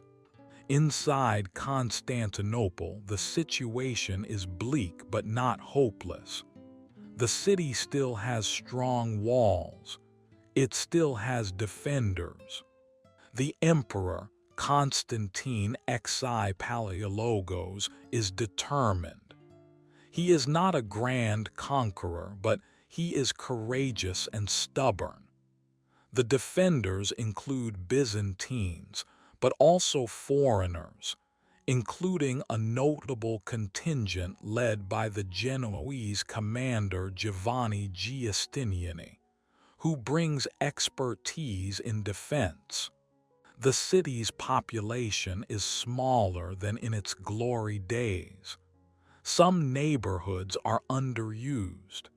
Fields and gardens exist within the walls. In a strange way, the city has more space than people. But the walls still enclose an immense perimeter, and defending that perimeter requires manpower that the city struggles to provide. When the siege begins in April 1453, it is both an ancient kind of event and a modern one. The ancient part is the fundamental reality of siege. Hunger, fear, disease, prayer, exhaustion, negotiations, hope. The modern part is the artillery, the cannons pounding day after day, changing the rhythm of defense. For weeks, the defenders repair breaches at night. They pile earth and wood behind damaged stone. They move quickly, improvising, using whatever materials they can. The Ottomans attack in waves. They dig trenches. They attempt to undermine walls. They bring ships. They attempt to control the Golden Horn. The famous chain across the Golden Horn blocks Ottoman ships from entering, but Mehmed responds with a dramatic engineering move. He hauls ships overland on greased logs and launches them into the horn behind the chain. It is a psychological shock, a demonstration that the Ottomans can innovate and persist. Throughout the siege, the city waits for relief. It sends messages. It watches the sea. But large rescue fleets do not arrive in time. The political and logistical realities of Europe, the distance, the mistrust, all of it means that Constantinople is largely alone. On May 29, 1453, after a final assault, the city falls. Constantine XI is believed to die in the fighting. The walls are breached. Ottoman troops pour in. Constantinople, after more than 1,000 years as a Roman capital, becomes Ottoman Istanbul. It is a dramatic ending, and it deserves its place in history. But if we are honest, the empire had been collapsing for a long time before the final breach. By 1453, the Byzantine Empire is already mostly the city itself and a few surrounding territories. The fall is the end of a long contraction, not the sudden death of a giant. The giant had been slowly losing limbs for centuries. And yet, the fall still matters as a symbol. It marks the moment when the last Roman emperor is gone, when the last Roman capital is transformed, when the long thread connecting ancient Rome to medieval Constantinople is cut in a visible, undeniable way. But remember our theme tonight, hidden collapse. The true story is not just the moment the city falls. It is the long series of quiet decisions, internal shifts, economic pressures, military transformations, diplomatic bargains, and unlucky disasters that made that final moment inevitable. The siege is the last act of a play that has been running for generations. Before we close the story, I want to do something that makes the collapse feel even more hidden. I want to step away from the emperors and the battles and look at the slow mathematics beneath everything. Because empires can survive humiliations and even disasters if the underlying flow of resources remains healthy. But when the flow weakens, even brilliant diplomacy becomes a way of managing decline rather than reversing it. So imagine the empire as a system of movement. Grain moves from fields to towns and from towns to the capital. Coin moves from taxpayers to officials, and from officials to soldiers and builders. Ships move across seas, carrying both goods and information. When those movements are steady, the empire feels natural. When they become difficult, the empire feels like it is straining. Byzantium inherited from Rome a tradition of currency and taxation that was unusually sophisticated for the medieval world. For centuries, the gold solidus was famous for its reliability. Merchants trusted it. Foreign rulers wanted it. The empire's ability to mint stable coin was a kind of quiet power, because stable money makes long-distance trade easier, and trade makes revenue easier, and revenue makes armies possible. But money is not just metal, it is confidence. When confidence wavers, people hoard. They barter. They seek safer forms of wealth, like land or foreign currency. In Byzantium's long decline, moments of coin debasement and fiscal strain are symptoms of deeper stress. They are signs that the government is struggling to meet obligations. And what are those obligations? They are not just palaces and ceremonies, though those cost money too. The biggest obligation is defense. A frontier garrison needs pay and supplies. A fleet needs sailors and repairs. A field army needs not only wages but horses, fodder, weapons, provisions. Even diplomacy costs money, because alliances often require gifts, subsidies, and payments. When the empire is large, it can draw revenue from many regions: Anatolian farmland, Balkan towns, Aegean islands, Black Sea trade. When the empire shrinks, the burden concentrates on fewer taxpayers. Imagine a household losing income but keeping many of the same expenses. At first, it uses savings. Then it borrows. Then it cuts corners. The roof repair is delayed. The best workers leave. The family sells jewelry. The household continues to appear respectable from the street, but inside it is under strain. Byzantium's version of this is that the capital remains magnificent while the fiscal base narrows. The state still needs walls. It still needs armies. It still needs diplomacy. But it has fewer provinces paying into the treasury. Now add another layer: privilege. In times of crisis, emperors grant privileges to secure allies. They do this with land grants and titles, but also with commercial concessions.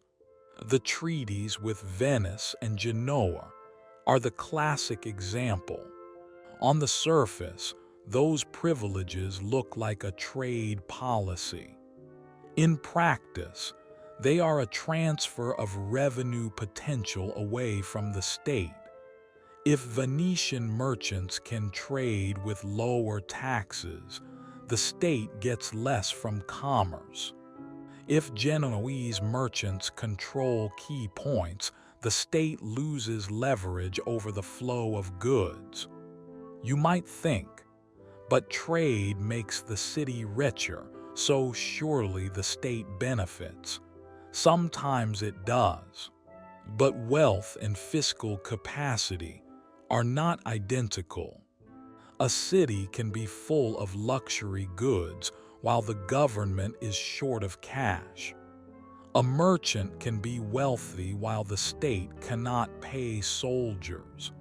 When the empire grants privileges, it often creates exactly that situation: prosperity in private hands, weakness in public hands. And then there is the question of land again. In an agrarian society, land is the deep reservoir. But land can be captured by elites who reduce the state's reach. Great estates can become tax shelters. Local magnates can bargain for exemptions. Officials can be bribed. Over time, the imperial government becomes less able to extract revenue efficiently. The theme system earlier tied landholding to military service and to taxation in ways that supported the state. When that system erodes, the state must negotiate more. Negotiation means concessions. Concessions mean weaker revenue. Weaker revenue means more reliance on mercenaries. Mercenaries mean higher costs and more instability. The cycle repeats. Population changes also matter.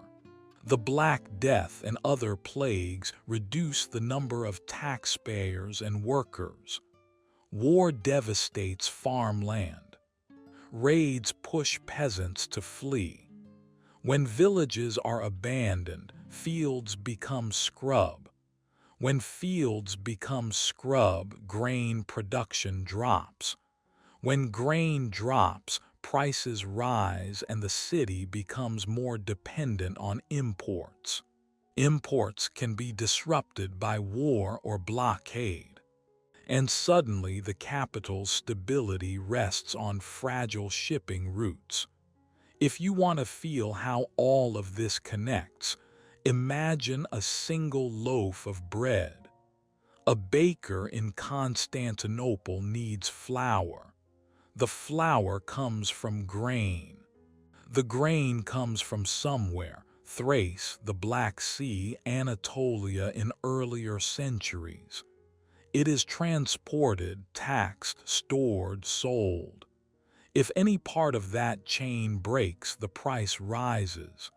People become angry. Riots become possible. A stable regime depends on stable bread. Byzantine emperors are keenly aware of this. They regulate prices. They monitor supplies. They punish hoarders. They perform the old Roman role of provider. But regulation cannot create grain where fields are lost. It cannot summon ships when the sea lanes are controlled by others. It cannot turn a shrinking hinterland into a vast empire.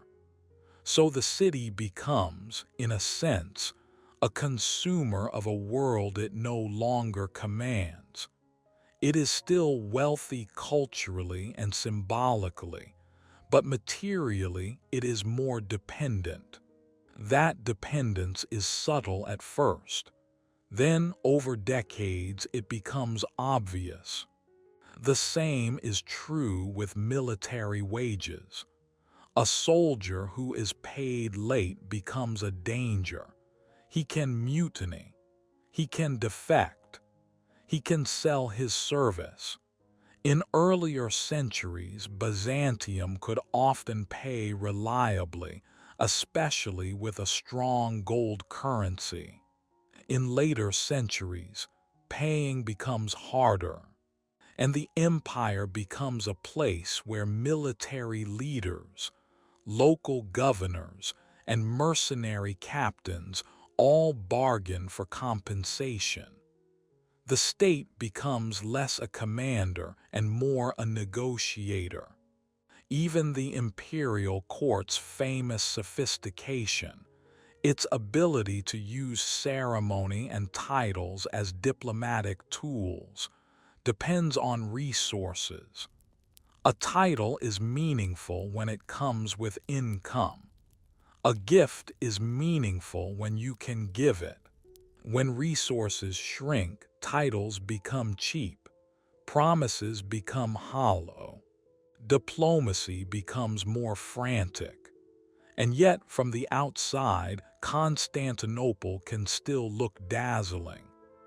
A Western pilgrim might visit and see mosaics, hear chants, smell incense, and leave thinking the empire is powerful. A merchant might profit in the markets and assume the government is rich. This is how collapse hides. The surface remains luminous while the foundations thin. So when we look back and ask why the empire falls slowly, part of the answer is that it was not falling in a way that looked like collapse to people going about their daily routines. It looked like a series of financial adjustments, treaties, tax reforms, land grants, emergency measures, and diplomatic bargains. It looked like governance. In a way, that is the most haunting part. The collapse of Byzantium was not always a dramatic tragedy. It was often the quiet work of administrators trying to keep the lights on, trying to pay the troops, trying to patch the walls, trying to make tomorrow possible. And sometimes they succeeded. They succeeded for decades. They succeeded for centuries. But each success, in a world of shrinking resources, often came at the cost of making the long-term situation a little more fragile. That is what hidden decline feels like. Not a cliff, but a slope. Not a sudden darkness, but a slow dimming. And as we keep moving through the last chapters, keep that dimming in mind, because it explains why the final siege matters so much and yet explains why, by the time it happens, the empire has already been living in a narrowed world for generations. Now let's take that same slow, structural look at the Byzantine military, because the army is where economic strain becomes physical. An empire can talk about itself in grand language, but if it cannot put trained men in the field and keep them supplied, the grand language becomes a kind of poetry. In Byzantium's early and middle centuries, defense is built on layers. There is the professional corps around the emperor. There are frontier troops. There are thematic soldiers tied to land. There is a navy that can move forces quickly and protect sea routes. There are also diplomatic tools, bribes, alliances, marriages, that reduce the number of battles needed. Byzantium's genius is that it does not rely on one method. It combines them. But as the empire changes, the balance of those layers shifts. The thematic system, in simplified form, ties local landholders to military service. It creates a broad base of men who can be mobilized. They may not be as glamorous as elite cavalry, but they are the kind of force that gives an empire depth. When an enemy raids, the locals respond. When an army needs support, local districts provide it. When the frontier changes, the system adapts.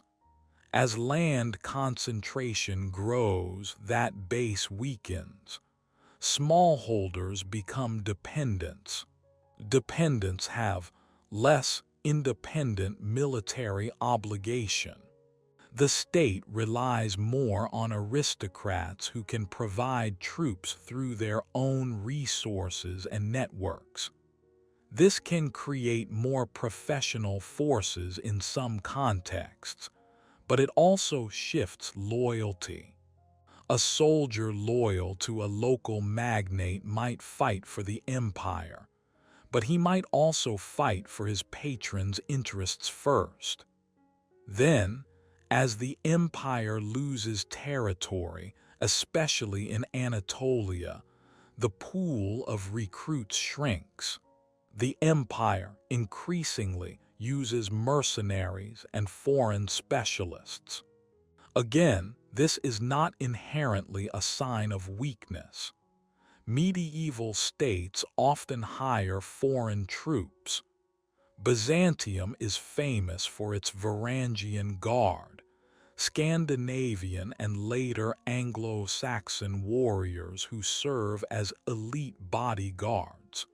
The empire also hires Turks, Normans, and others as cavalry and archers. The problem arises when mercenaries move from being a supplement to being a necessity. A mercenary is a professional fighter who expects pay. If he is paid, he may fight bravely. If he is not paid, he will often find payment elsewhere. In a stable fiscal environment, mercenaries can be a rational choice. In an unstable fiscal environment, they become a risk. And the risk is not just that a mercenary unit might leave. It is that it might stay and take what it wants. A mercenary company is, in effect, an armed corporation. It has its own internal rules and loyalties. It has leaders who must keep their men satisfied. If the state cannot meet its obligations, the company will extract value through plunder, through extortion, through carving out territory. We saw this with the Catalan Company. We also see it repeatedly in Byzantine history when armies are unpaid. Mutinies happen. Commanders become political players. The line between military leadership and political ambition blurs. This is one reason Byzantium often fears generals. A general with troops is a potential emperor. Another transformation happens in siege warfare and fortifications. Byzantium has long relied on strong walls and strategically placed fortresses. In many ways, this is sensible. Fortresses allow you to control passes, protect cities, and buy time. But fortresses require maintenance. They require garrisons. They require supplies. When the state cannot maintain them, they become empty shells. As Anatolia is lost, many fortresses become isolated. Garrison troops might be cut off. They might surrender for lack of supplies. They might make deals with Turkish leaders. Sometimes a fortress changes hands not because of a great assault, but because the men inside decide it is better to serve a new lord than to starve. In the later centuries, gunpowder changes the equation. The walls of Constantinople are still impressive, but cannons can damage them in ways that older siege engines could not. This does not make defense impossible, but it raises the cost. Repairs must be constant. Defensive tactics must adapt, and adapting requires money and manpower. There is also the navy. Byzantine naval power is one of the empire's great strengths in earlier centuries. Control of sea routes allows Constantinople to be supplied. It allows troops to move. It allows the empire to project power across the Aegean. When the navy declines, the empire becomes more vulnerable to blockade and to the influence of maritime powers like Venice and Genoa. Andronikos II's decision to reduce the navy in the late 13th and early 14th centuries is an example of a rational short-term choice that has long-term consequences. Maintaining a fleet is expensive. If money is short, cutting the fleet may seem necessary. But without a fleet, the empire must rely on others for maritime defense. That dependence translates into more privileges granted to Italians, which translates into less revenue, which translates into less ability to rebuild the fleet. Again, the cycle tightens. By the 15th century, the empire's military reality is stark. The core of Byzantine defense is Constantinople's walls and a small garrison. The empire can still field troops in the Mora, but it cannot easily bring large armies to relieve the capital. It depends on foreign contingents and on the hope of Western aid. It depends on diplomacy to delay attacks. It depends on the Ottoman ruler's distractions. This is not the story of incompetent soldiers. Many Byzantines fight bravely. The final defenders of 1,453 are courageous. The story is structural. It is the story of an empire whose military system has shifted from being layered and deep to being narrow and brittle. And this brittleness is part of why the collapse can be hidden. For long periods, the walls hold. The city does not fall.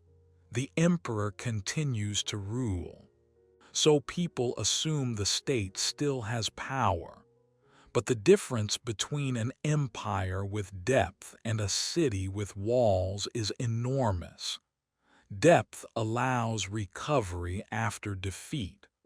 Walls can delay defeat, but they cannot create new territory or new revenue.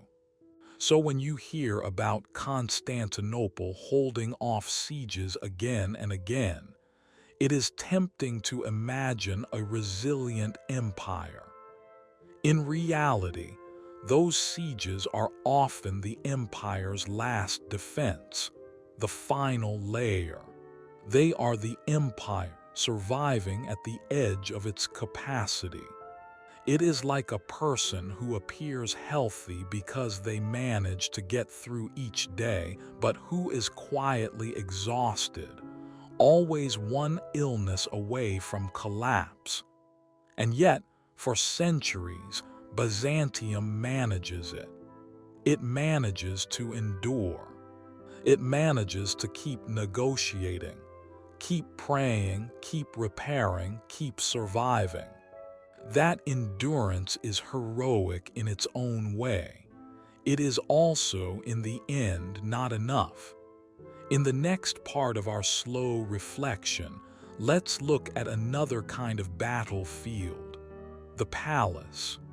Because Byzantium's internal politics are often treated as gossip and intrigue, but they are also the mechanism by which resources are allocated and decisions are made. When an empire becomes smaller, politics becomes sharper. And when politics becomes sharper, civil war becomes more likely. And civil war, in a fragile state, is like tearing your own walls down from the inside. If you've ever wondered why Byzantine history seems filled with plots, coups, and complicated family trees, it helps to remember that Constantinople is not just a city. It is a machine for making emperors. It is a place where legitimacy is performed and contested, where a man can be emperor in the morning and a prisoner at night, where the crowd in the hippodrome can shout for mercy or for blood. In earlier centuries, the empire could sometimes absorb this kind of instability because its territorial base was large and its administrative routines were strong. A coup might change the person at the top, but the tax system would continue, the army would still be paid, the provinces would still send supplies. The empire would wobble and then settle. But as the empire shrinks, the same kind of political instability becomes far more dangerous because the margin for error is smaller. Losing a year of stable tax collection can be fatal. Losing a major general can be fatal. Alienating a wealthy province can be fatal. In a narrow state, politics becomes a knife fight in a small room. Byzantine politics is also deeply ceremonial. Legitimacy is not only about power, it is about rituals. An emperor is crowned by the patriarch. He wears specific garments. He processes through the city. He appears in the palace with the right symbols. He signs documents with the right titles. People may laugh at this as theater, but the theater matters because it communicates continuity. It tells officials and soldiers and taxpayers that this ruler is the lawful center of the world. This is why blinding is such a common punishment. It is brutal, yes, but it is also legalistic in a strange way. A blinded man is considered unfit to rule, so blinding removes a rival without necessarily killing him. It turns a political contest into a physical fact. The body becomes part of the constitution. The palace is full of actors, aristocrats, generals, bureaucrats, church leaders, eunuchs, foreign envoys, merchants. Each has interests. Bureaucrats want stability and salaries. Aristocrats want land and titles. Generals want commands and glory. The church wants doctrinal authority and protection. Foreign envoys want treaties. Merchants want privileges. The emperor must balance all of this. When he balances it well, the empire feels coherent. When he fails, factions harden. And factions are not abstract. They have networks, families, clients, neighborhoods, monasteries. They can mobilize street mobs. They can influence the patriarch. They can sabotage military campaigns by withholding support. They can invite foreigners in as allies. In Byzantium's later centuries, this last point becomes deadly. In civil wars, claimants bring in Turks, Serbs, Italians. They trade territory for soldiers. They offer privileges for fleets. The empire's future becomes currency in the present conflict. The bureaucracy itself is often admired, and rightly so. Byzantine officials keep records, write laws, manage correspondence. They are the people who keep the lights on. They are also, like all bureaucracies, vulnerable to corruption and faction. Offices can be sold. Positions can become hereditary. Tax collectors can skim. When the imperial center is strong, it can discipline these abuses. When it is weak, it must tolerate them in exchange for loyalty. There is also the Church. The Patriarch of Constantinople is not only a religious leader, he is a political figure. Theological disputes become political disputes. Monastic communities become centers of opposition or support.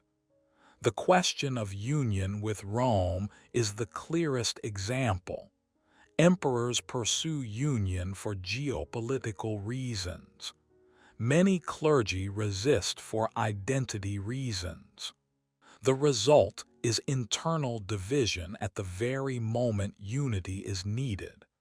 The crowd matters too. Constantinople is a big city, and big cities have moods. In earlier centuries, the hippodrome factions, the blues and greens, are famous for their role in riots and politics. By later centuries, the old faction system changes, but the crowd still has power. When food shortages occur, people riot. When a foreign presence is resented, violence erupts.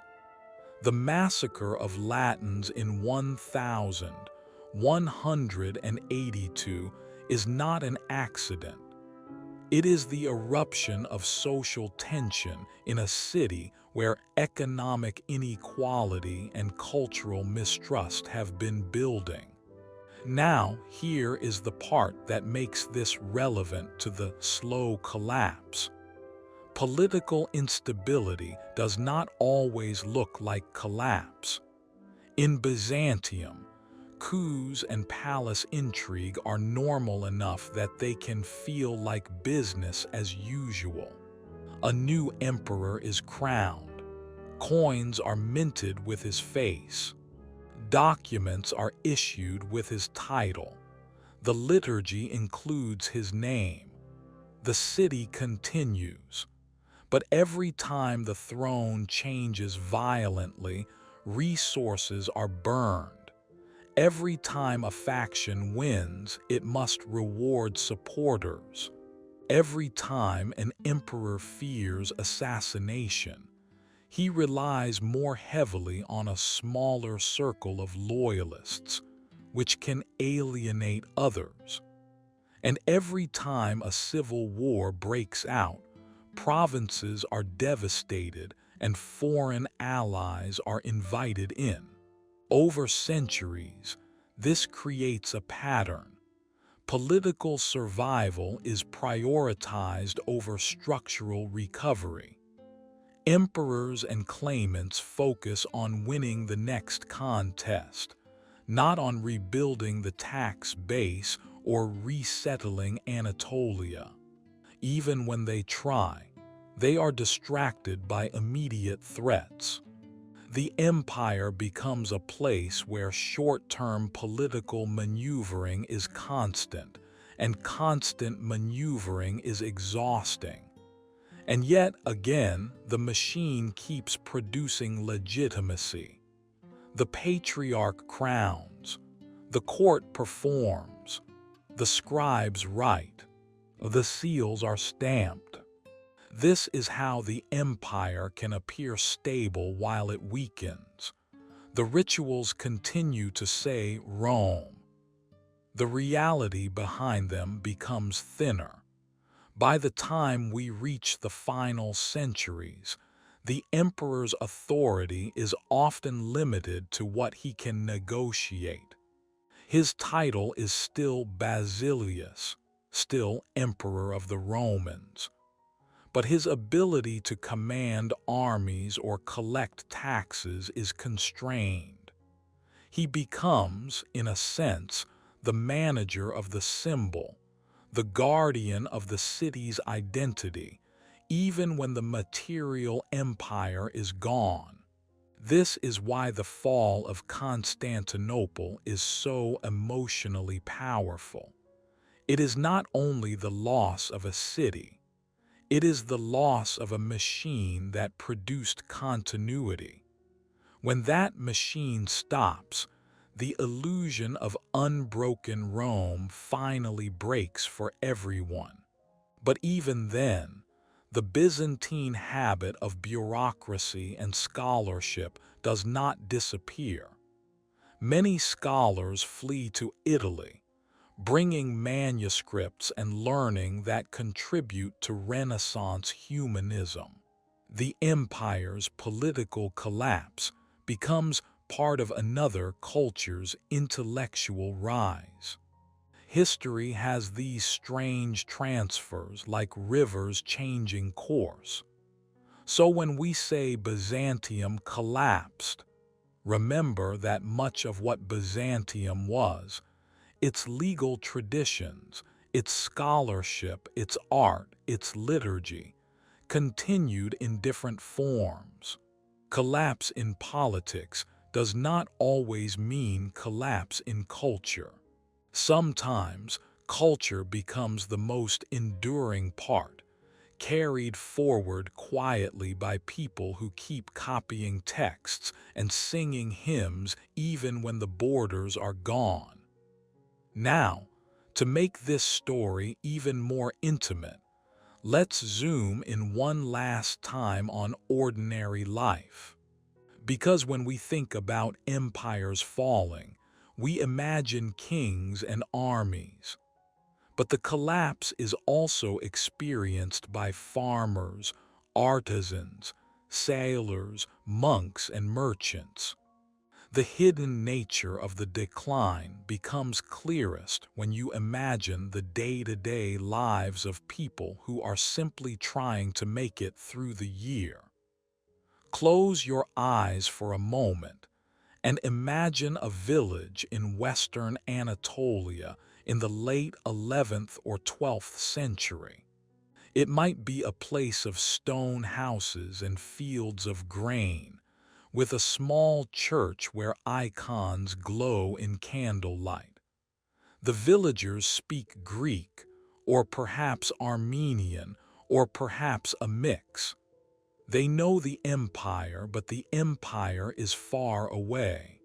They know it through tax collectors, through occasional soldiers, through the calendar of saints and feasts, through the stories of emperors that filter down like distant thunder.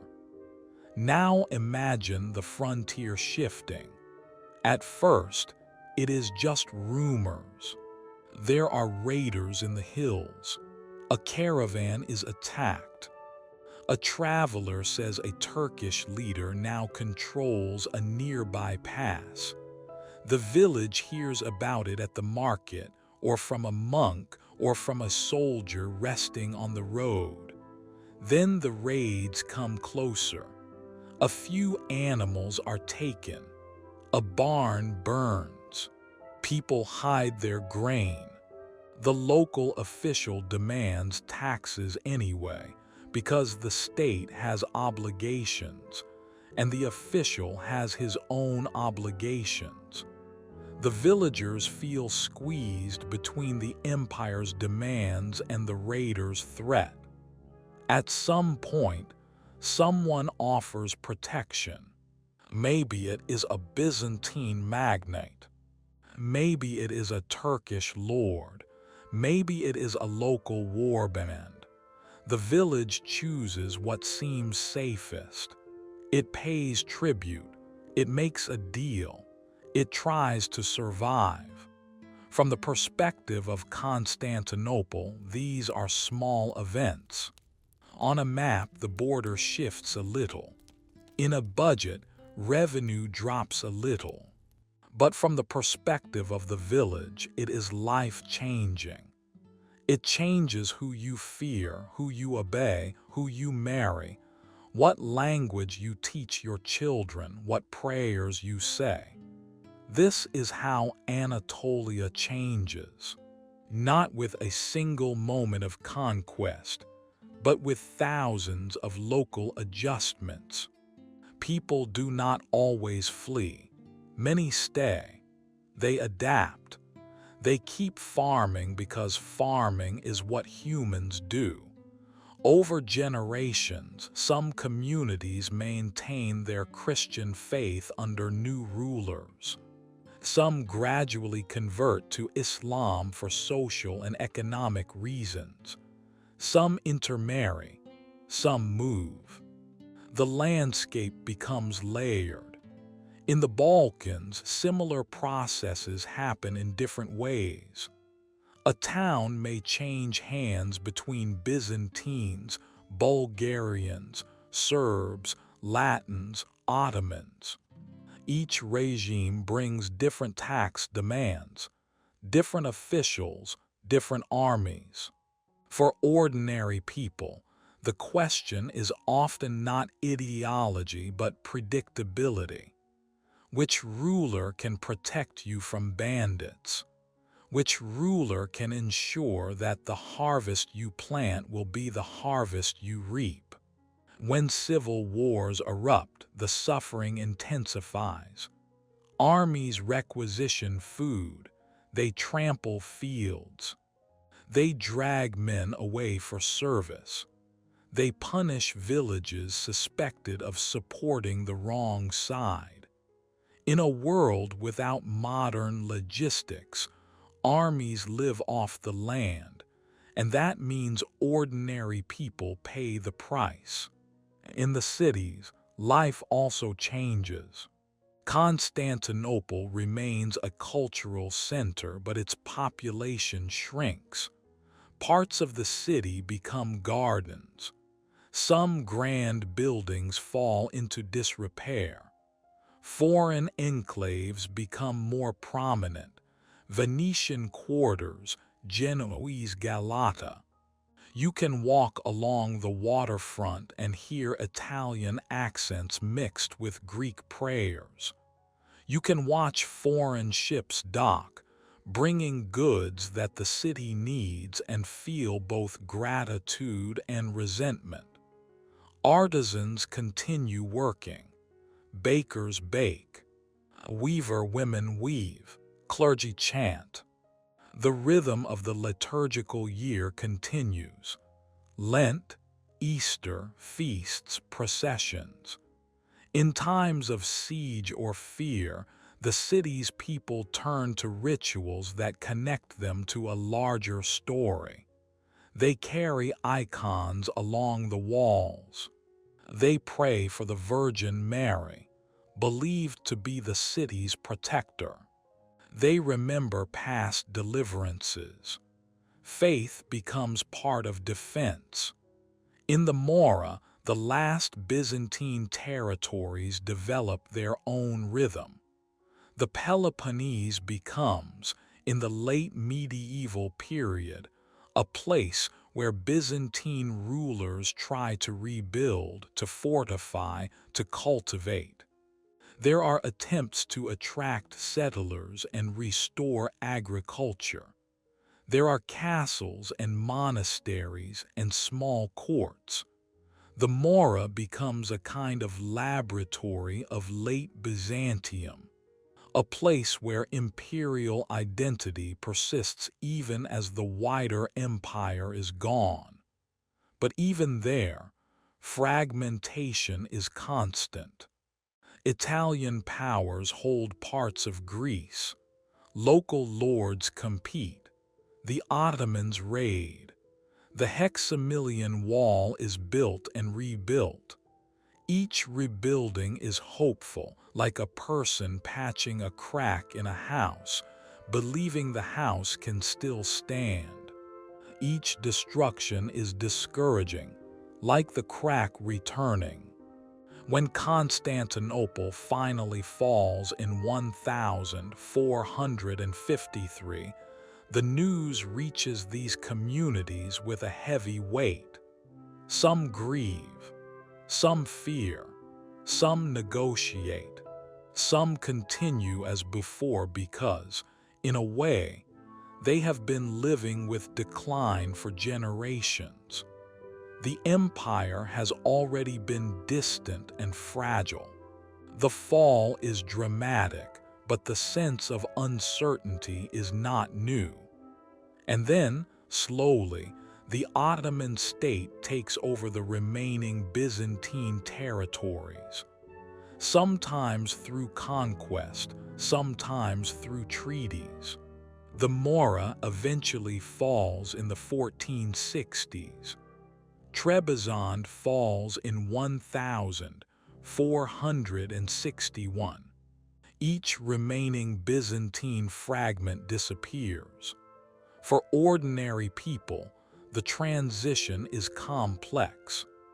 Ottoman rule can be harsh, especially in conquest and in taxation, but it can also bring a kind of administrative stability that late Byzantium cannot provide. The Ottomans integrate local elites. They allow the Orthodox Church to continue under a patriarch. They use a millet system of religious communities. This is not equality, and it is not romantic, but it is a system that can function.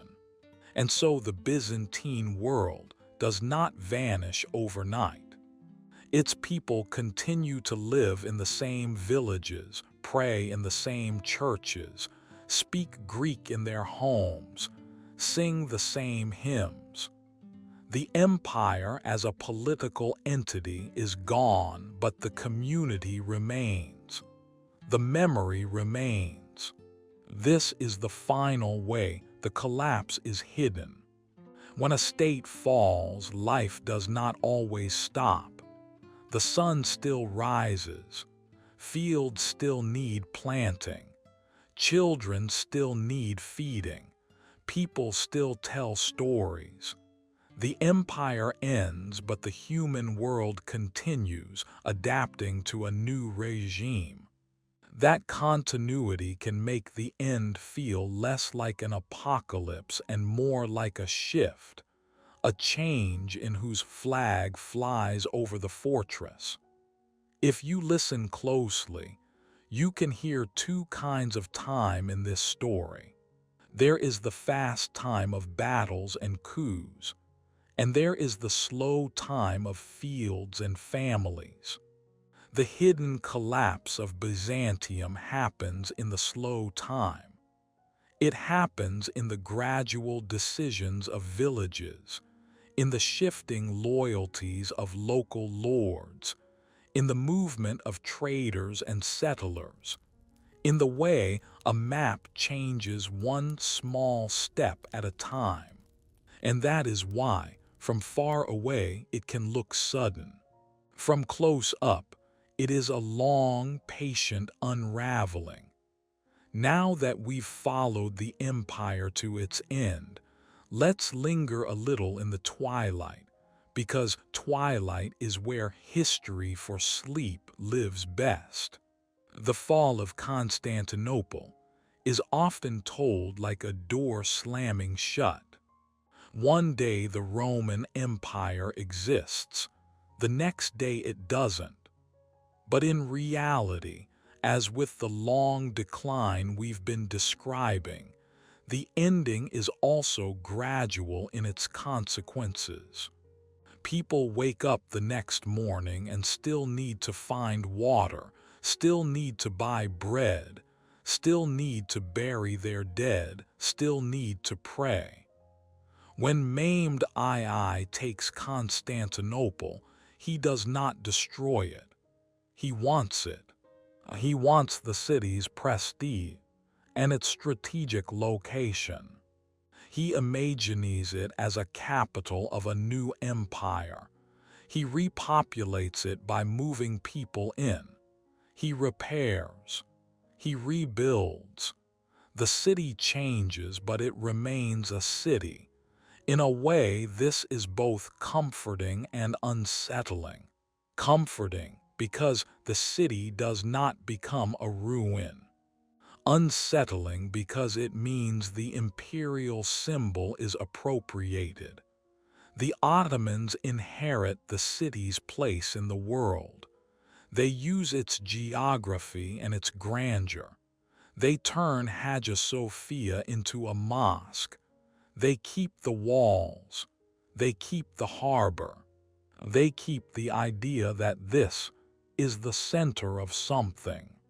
For Byzantine Christians, this is a moment of grief, but it is also a moment of adaptation.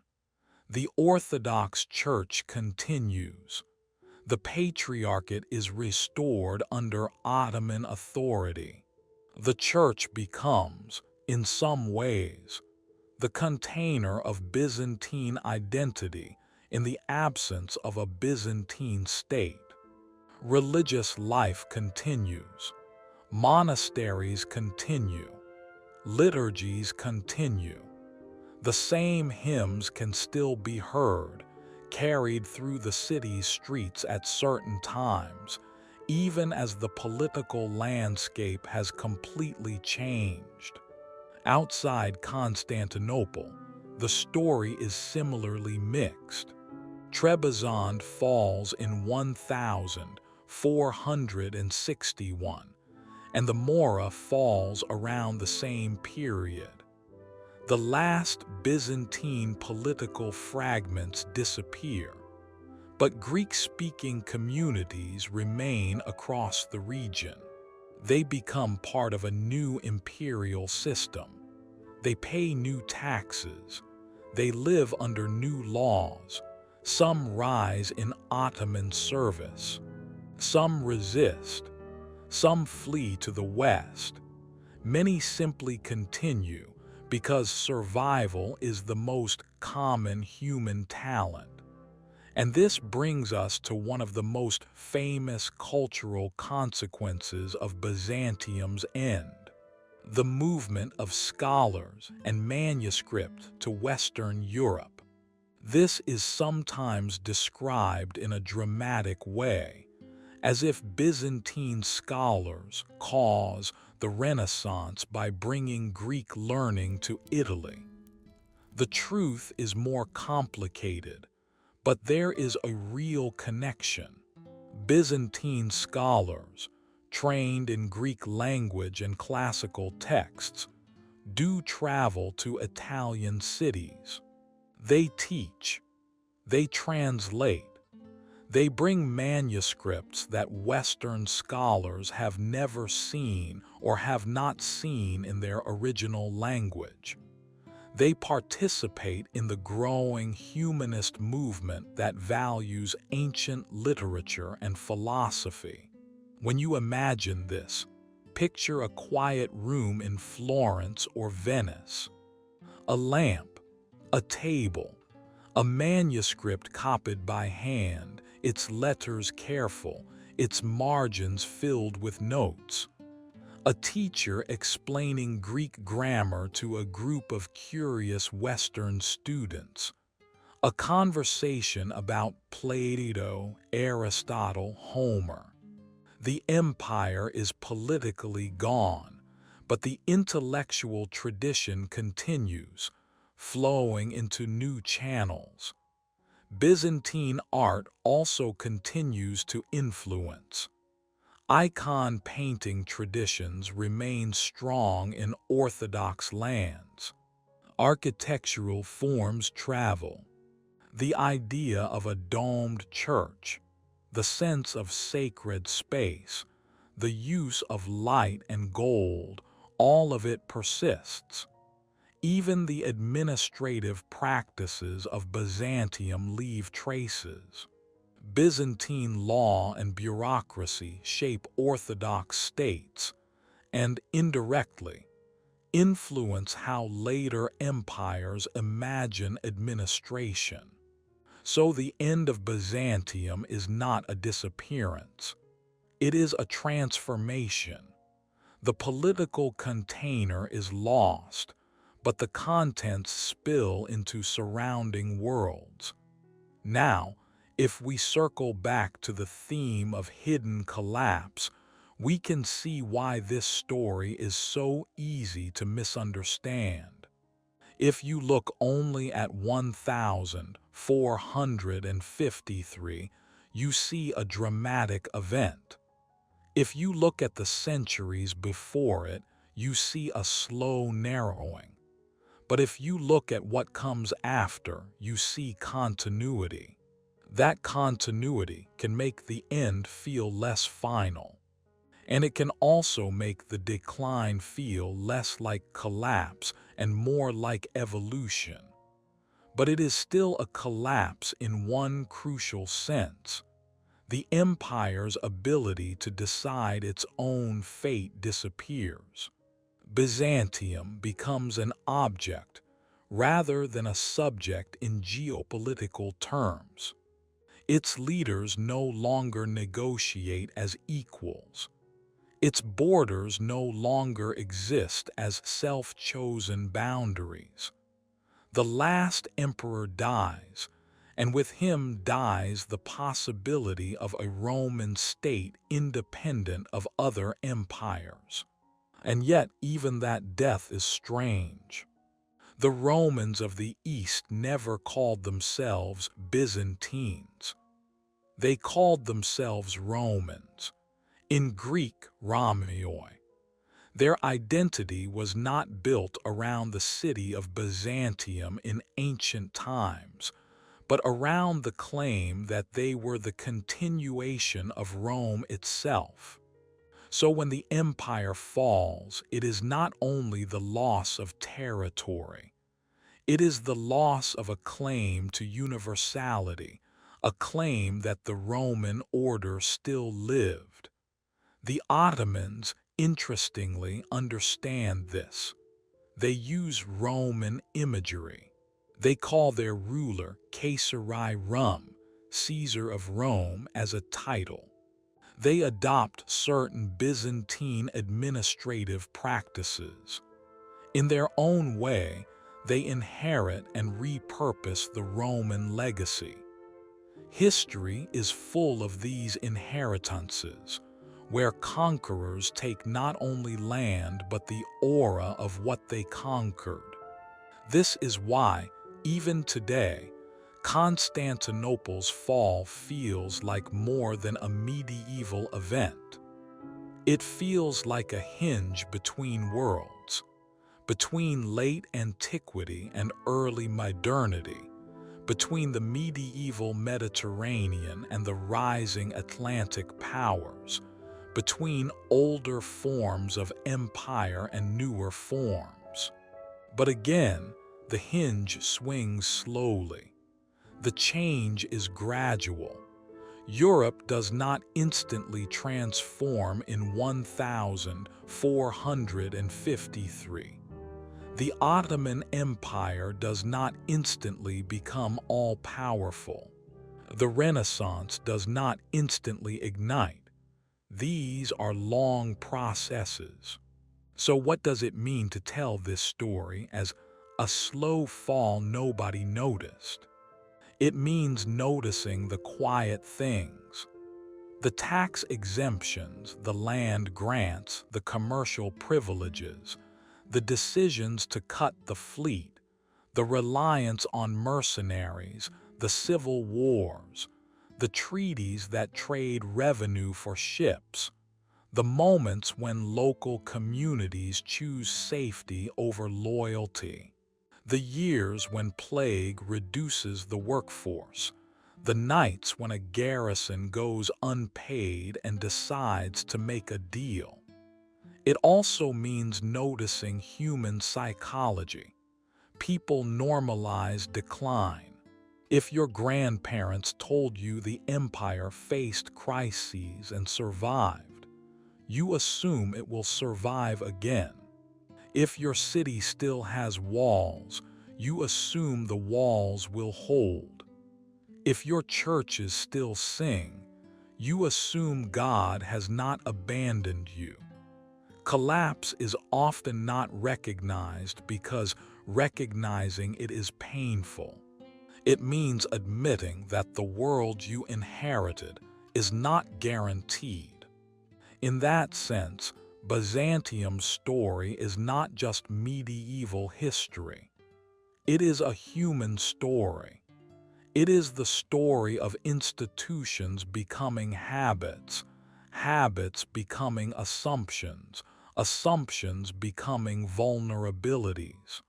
And so, as we begin to settle toward the end of our telling tonight, let's take one last gentle tour through the centuries, not as a list of dates to memorize, but as a slow walk through a landscape where things are changing underfoot. Because when you walk slowly, you feel the slope. You feel the ground descending, and you realize that the fall was not hidden because it was invisible. It was hidden because it was gradual. Let's do that slow walk now, not rushing, not trying to prove anything, just walking, like you might walk through a quiet museum late in the day, when the rooms are mostly empty and your footsteps echo softly. We start around 1025 with Basil II's death.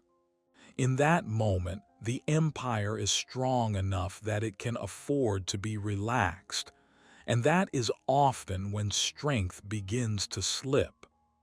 The treasury is full, the army is respected, the provinces are still sending revenue.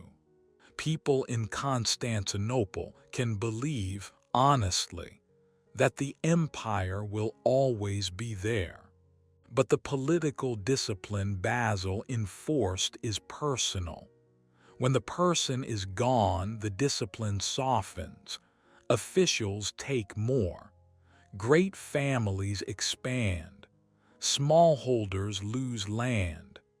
The state's grip becomes less firm, not with a snap, but with a gradual loosening, like a knot that begins to untie because nobody is watching it closely. Then, as the decades pass, the frontier pressure grows. Turkish raiders move through Anatolia, not as one wave but as many motions. Raids, treaties, settlements, withdrawals, returns. The border becomes less certain. Fortresses become more isolated. Villages begin to hedge. The empire is still large, still capable, but it is spending more energy just maintaining what it has. Then comes 1071, Manzikert. The battle is dramatic and the emperor is captured, but the most destructive part is what happens afterward. Internal conflict, deposition, civil war, and the loss of coherence.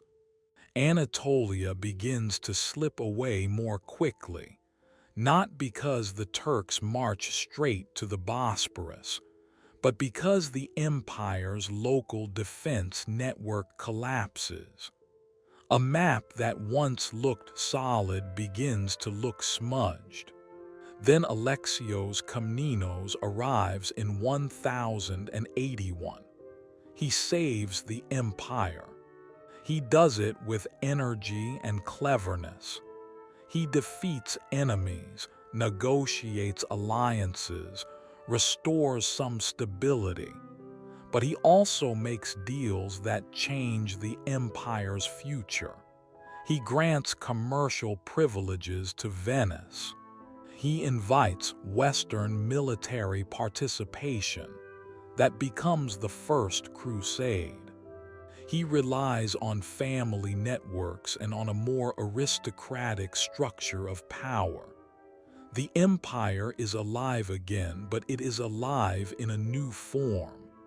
The 12th century shines. John II is steady. Manuel I is ambitious. Constantinople glows. But the empire's recovery has limits. The Seljuks remain in Anatolia. The navy is increasingly entangled with Italian maritime powers. The city becomes more cosmopolitan and more tense. The gap between the splendid capital and the struggling provinces widens. Then, after Manuel's death, instability returns. Factional politics becomes violent. Social resentment explodes. The massacre of Latins in 1182 deepens the gulf between East and West. The Angeloi rulers preside over weakness that is masked by the city's continued glamour. Then comes the unthinkable, 1204. The Fourth Crusade, diverted by debt and politics, turns on Constantinople. The city is taken and sacked. The trauma is immense. The empire fractures into successor states. The Roman identity persists, but the imperial center is gone. And yet, even here, Byzantium does not end. Nicaea keeps the imperial tradition alive. In 1261, the Byzantines return to Constantinople. There are ceremonies again. There is a sense of restoration. But the restoration is partial. The empire is smaller, poorer, and surrounded by a more dangerous world. The Italian merchants have deeper control of trade. The Balkans are unstable. Anatolia is fragmenting into Turkish principalities. Then the 14th century arrives like a long storm. The empire hires mercenaries and suffers from them. The Catalan Company becomes a disaster. Civil wars erupt between Andronikos II and III, then between regents and Cantacuzeninos. Foreign powers intervene. Serbs expand. Turks are invited into Europe as allies and become permanent neighbors. Then the Black Death hits, reducing population and deepening economic strain. And in 1354, Gallipoli becomes an Ottoman foothold in Europe. From there, expansion accelerates. The Balkans become contested and then gradually dominated by the Ottomans. Byzantium becomes tributary. Its emperors travel to the west, asking for help. Then, in 1402, Ankara. The Ottomans are defeated by Timur and Byzantium gains a reprieve. For a moment, the empire can breathe. It negotiates. It repairs, it hopes, but the reprieve is temporary. The Ottomans reunify and return stronger. The 15th century is the final narrowing. Thessalonica falls. The Mora becomes a last refuge. Church union is pursued and resisted. Western help is limited. The Ottomans under maimed II prepare carefully. They control the Bosporus. They bring cannons. They lay siege. And then in 1453, the final breach. The city falls. The emperor dies. The Roman Empire in its eastern form ends. When you lay the story out like this, It can sound like a sequence of events, but the hidden collapse is not the events themselves. The hidden collapse is the accumulation. It is the way each event reduces margin. Each loss of territory reduces revenue. Reduced revenue forces compromises. Compromises create new vulnerabilities. Vulnerabilities invite more pressure. The system keeps adapting, keeps surviving, but each adaptation is narrower than the last. And the reason people didn't notice, or didn't fully believe, is that survival itself creates optimism. Every time the empire survives, it proves to its people that it can survive again. Every time the walls hold, they reinforce faith in the walls. Every time diplomacy buys another decade, it reinforces faith in diplomacy. The empire becomes skilled at extending time, and that skill makes the end feel distant, until suddenly it is not. Now, as you listen to this, maybe you can feel how the story is both sad and strangely peaceful. Sad because something long-lived and beautiful fades. Peaceful because the fading is gradual and because human life continues. The fishermen still cast nets. The monks still chant. The merchants still count coins. The children still laugh in courtyards. History does not always end with a bang. Sometimes it ends with a long exhale. And that, perhaps, is why Byzantium is such a perfect subject for sleep history. It is an empire of long continuity, of rituals and routines, of slow change and sudden flashes, of a city that stands as a lighthouse even as the shore erodes. It invites us to slow down, to pay attention, to notice how the big stories are made of small shifts. In a moment, we'll bring the tone down even further toward rest. But before we do, I want to give you one last image to hold. Imagine Constantinople at night, in any century you like. The sea is dark. The lamps in the windows are small. A distant watchman calls out time. Somewhere a dog barks. Somewhere a church bell sounds. The walls are there, massive and quiet. The city sleeps, believing it will wake again as it always has. And for centuries it does. So why call it a collapse nobody noticed? Of course, people noticed crises. People noticed raids and taxes and coups. People noticed when a city fell, when a village burned, when a plague arrived. But noticing trouble is not the same as noticing the direction of time. Most people live inside the present. They measure life in harvests, in weddings, in funerals, in the rise and fall of local rulers. A great historical arc is something we see only in hindsight, when we can put 1,000 small moments on a line and see the slope. For a Byzantine living in the 11th century, the empire's troubles might look like familiar turbulence.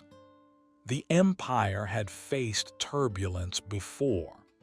For a Byzantine living in the 12th century, the Komnenian recovery might look like proof that the old system still worked. For someone living in the 13th century, the trauma of 1204 might look like an unnatural interruption that would be corrected. And in a sense, it was corrected in 1261. For someone living in the 14th century, the civil wars might look like yet another dynastic conflict, painful but not unprecedented.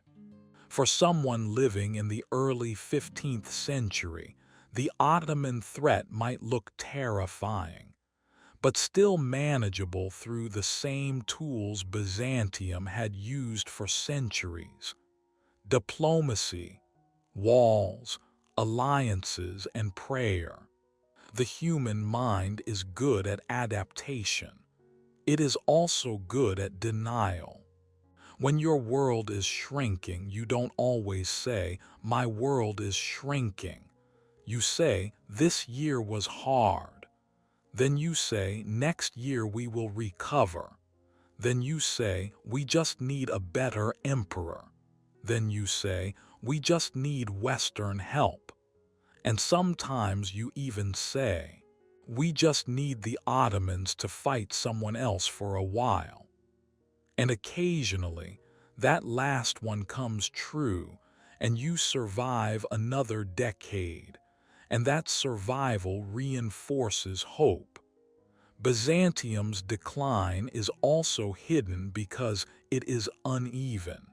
It does not fall everywhere at once. One region declines while another holds. The capital remains strong even as Anatolia is lost. The Mora thrives for a time even as Thessalonica falls. Trebizond continues as a Black Sea kingdom even after Constantinople falls. If you live in one of these places, you might not feel the full weight of the empire's contraction until much later. And the collapse is hidden because Byzantium is, in a sense, an empire of administrative and cultural continuity. The routines continue. The law courts continue. The church calendar continues. The titles continue. A man can still be called strategos or logothete. A document can still be stamped with an eagle. A hymn can still be sung that was sung centuries earlier. When routines continue, people feel that the world is intact. This is why a city like Constantinople can be both powerful and vulnerable. The walls are real. The rituals are real. The city's culture is real. But walls and rituals are not the same as a broad agricultural hinterland and a deep pool of recruits. Byzantium's late survival is often the survival of a symbol supported by brilliant improvisation. If you want an image for it, imagine a great old tree. For centuries it stands. Storms come and go. The tree bends, but it does not break. People assume it will always stand. But over time, the soil erodes around its roots. The trunk looks the same from a distance. The leaves still appear each spring, but the roots are less anchored. Then one day a storm comes that the tree would have survived in earlier centuries, and the tree falls. The fall looks sudden, but the process was long. Another reason the collapse is hidden is that the empire's end is not a clean date in people's lived experience. 1453 is a date we circle because it is dramatic. But the empire had already become something like a city-state long before. You could argue that the empire ended in substance when it lost Anatolia, as its main manpower base.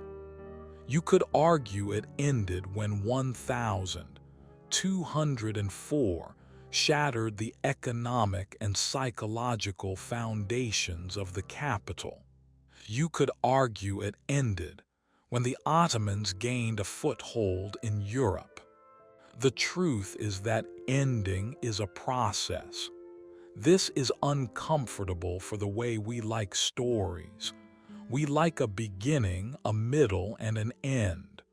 We like a last scene. Byzantium resists that.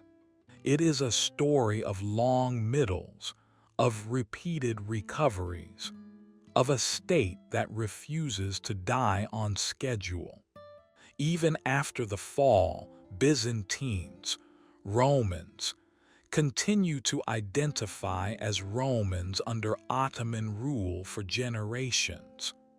The name lives on in the word Rum, used for Greek Orthodox communities in the Ottoman world.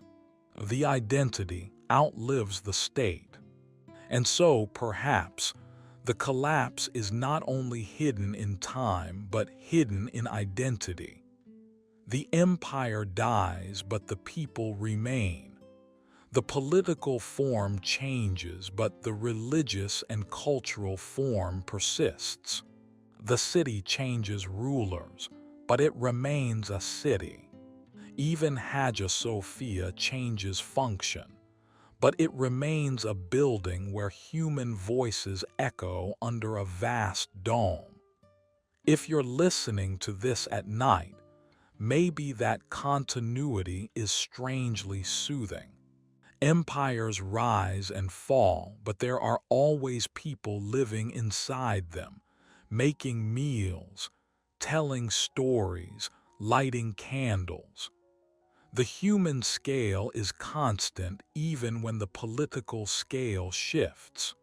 And if you're still awake, you might notice that this is not a story of a single mistake. It is not a moral fable where one bad emperor ruins everything. It is a story of constraints, pressures, and choices made under uncertainty. The Byzantines were often brilliant. They were often resilient. They were sometimes corrupt, sometimes divided, sometimes unlucky, like all humans. Their empire lasted so long precisely because they were good at adapting.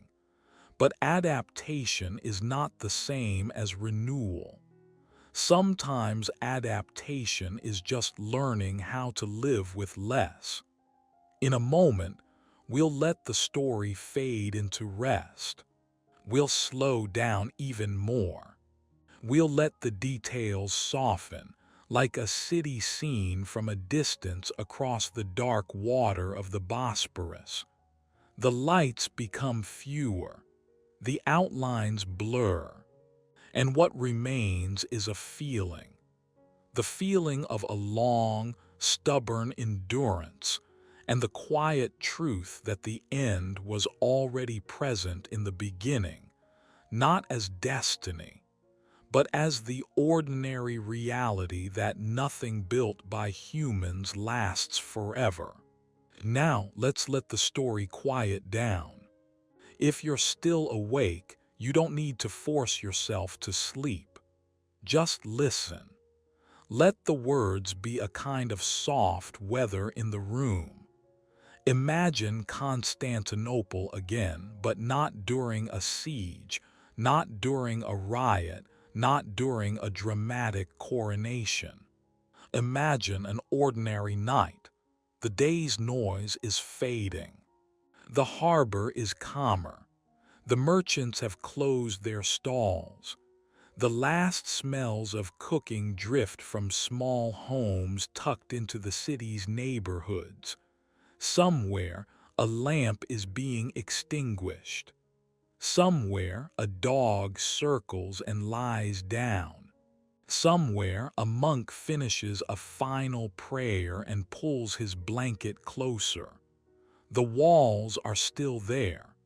They have always been there in this story, like the steady presence of mountains. Great stone faces looking out at the dark, towers at regular intervals, gates closed. The city inside feels protected, not by certainty, but by habit. For centuries, people have gone to sleep under those walls and woken up to the same skyline. Now imagine the Bosporus. The water is black, but it is never still.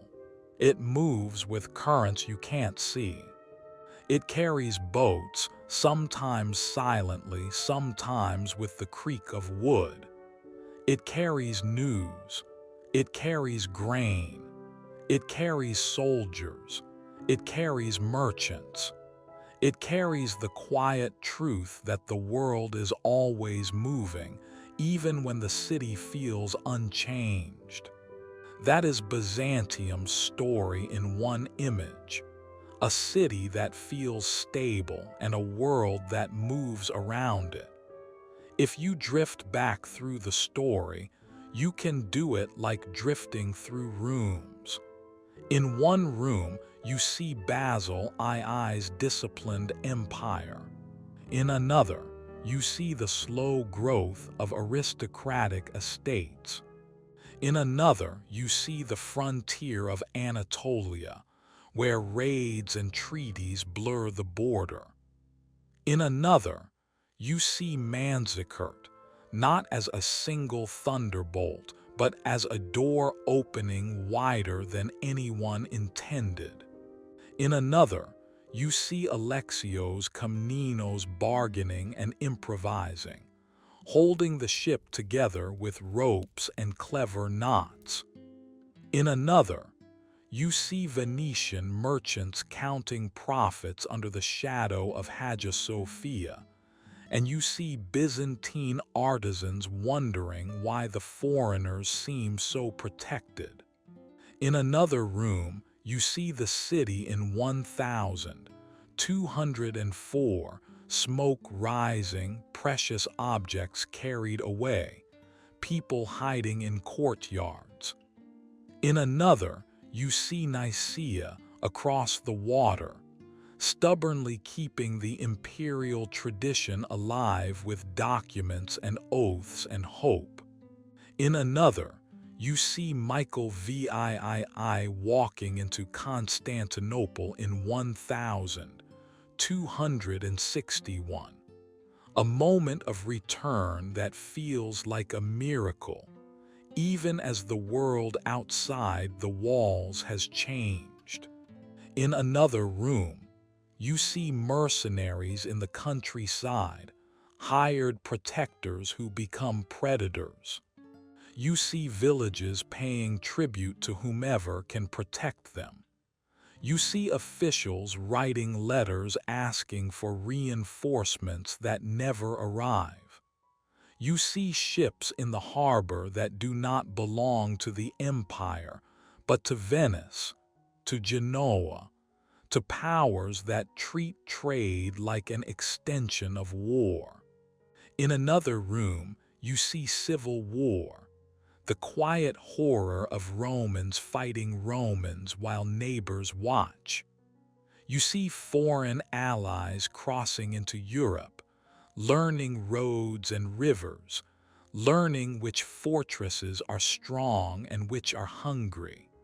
You see the plague moving through the city like an invisible fog, leaving empty workshops and quieter streets. In another room, you see Gallipoli after the earthquake, and Ottoman troops stepping into Europe not as hired helpers but as settlers. In another, you see Constantinople under siege in the late 14th century, waiting for relief, surviving by stubbornness. In another, you see Manuel II traveling through Western courts, speaking politely, asking for help, receiving admiration and promises and not enough ships. In another room, you see Ankara, the sudden collapse of an Ottoman sultan captured far away, and you feel the relief in Constantinople like a deep breath after being underwater. In another, you see the brief space of survival, the repairs, the treaties, the hope that perhaps the tide has turned. In another, you see the tide return anyway. In another room, you see the Council of Florence, bishops debating doctrine while armies grow. You see the empire trying to trade faith for soldiers, and you see the people of the city resisting, not because they don't understand danger, but because identity is sometimes the last thing people feel they can protect. In another room, you see maimed II building Rumeli Hisari, that stone grip on the Bosporus. You see cannons being cast, huge and heavy, like a new kind of inevitability. You see the final emperor, Constantine XI, walking the walls, speaking to defenders, knowing that the city's story may be reaching its last chapter. And then, finally, you see the morning of the last assault, the sound of drums, the sound of shouting, the sound of cannon fire, the city's defenders rushing to breaches, the moment when the walls that held for centuries are finally forced, the moment when the empire at last cannot improvise its way into another decade. But notice what is also in that final room: the same human details that were there at the beginning. People carrying water, people lighting candles, people praying, people trying to keep children quiet, people protecting what they can.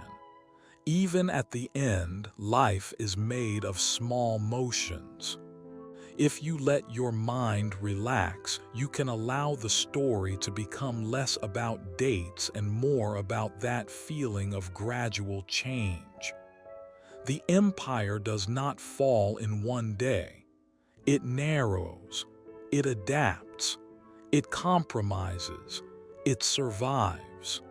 And then, when the world finally demands more than it can give, it ends. Now, as you rest, you don't need to hold the whole timeline. You can let the details drift away.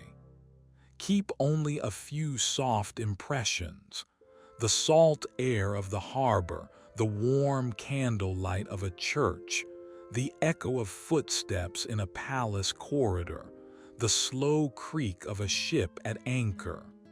If you like, you can take a slow breath in, hold it gently, and breathe out. Another slow breath in and out. And imagine the city at peace again, not because history has spared it, but because the night is quiet. The walls are just walls. The sea is just sea. The lights in windows are small and far away.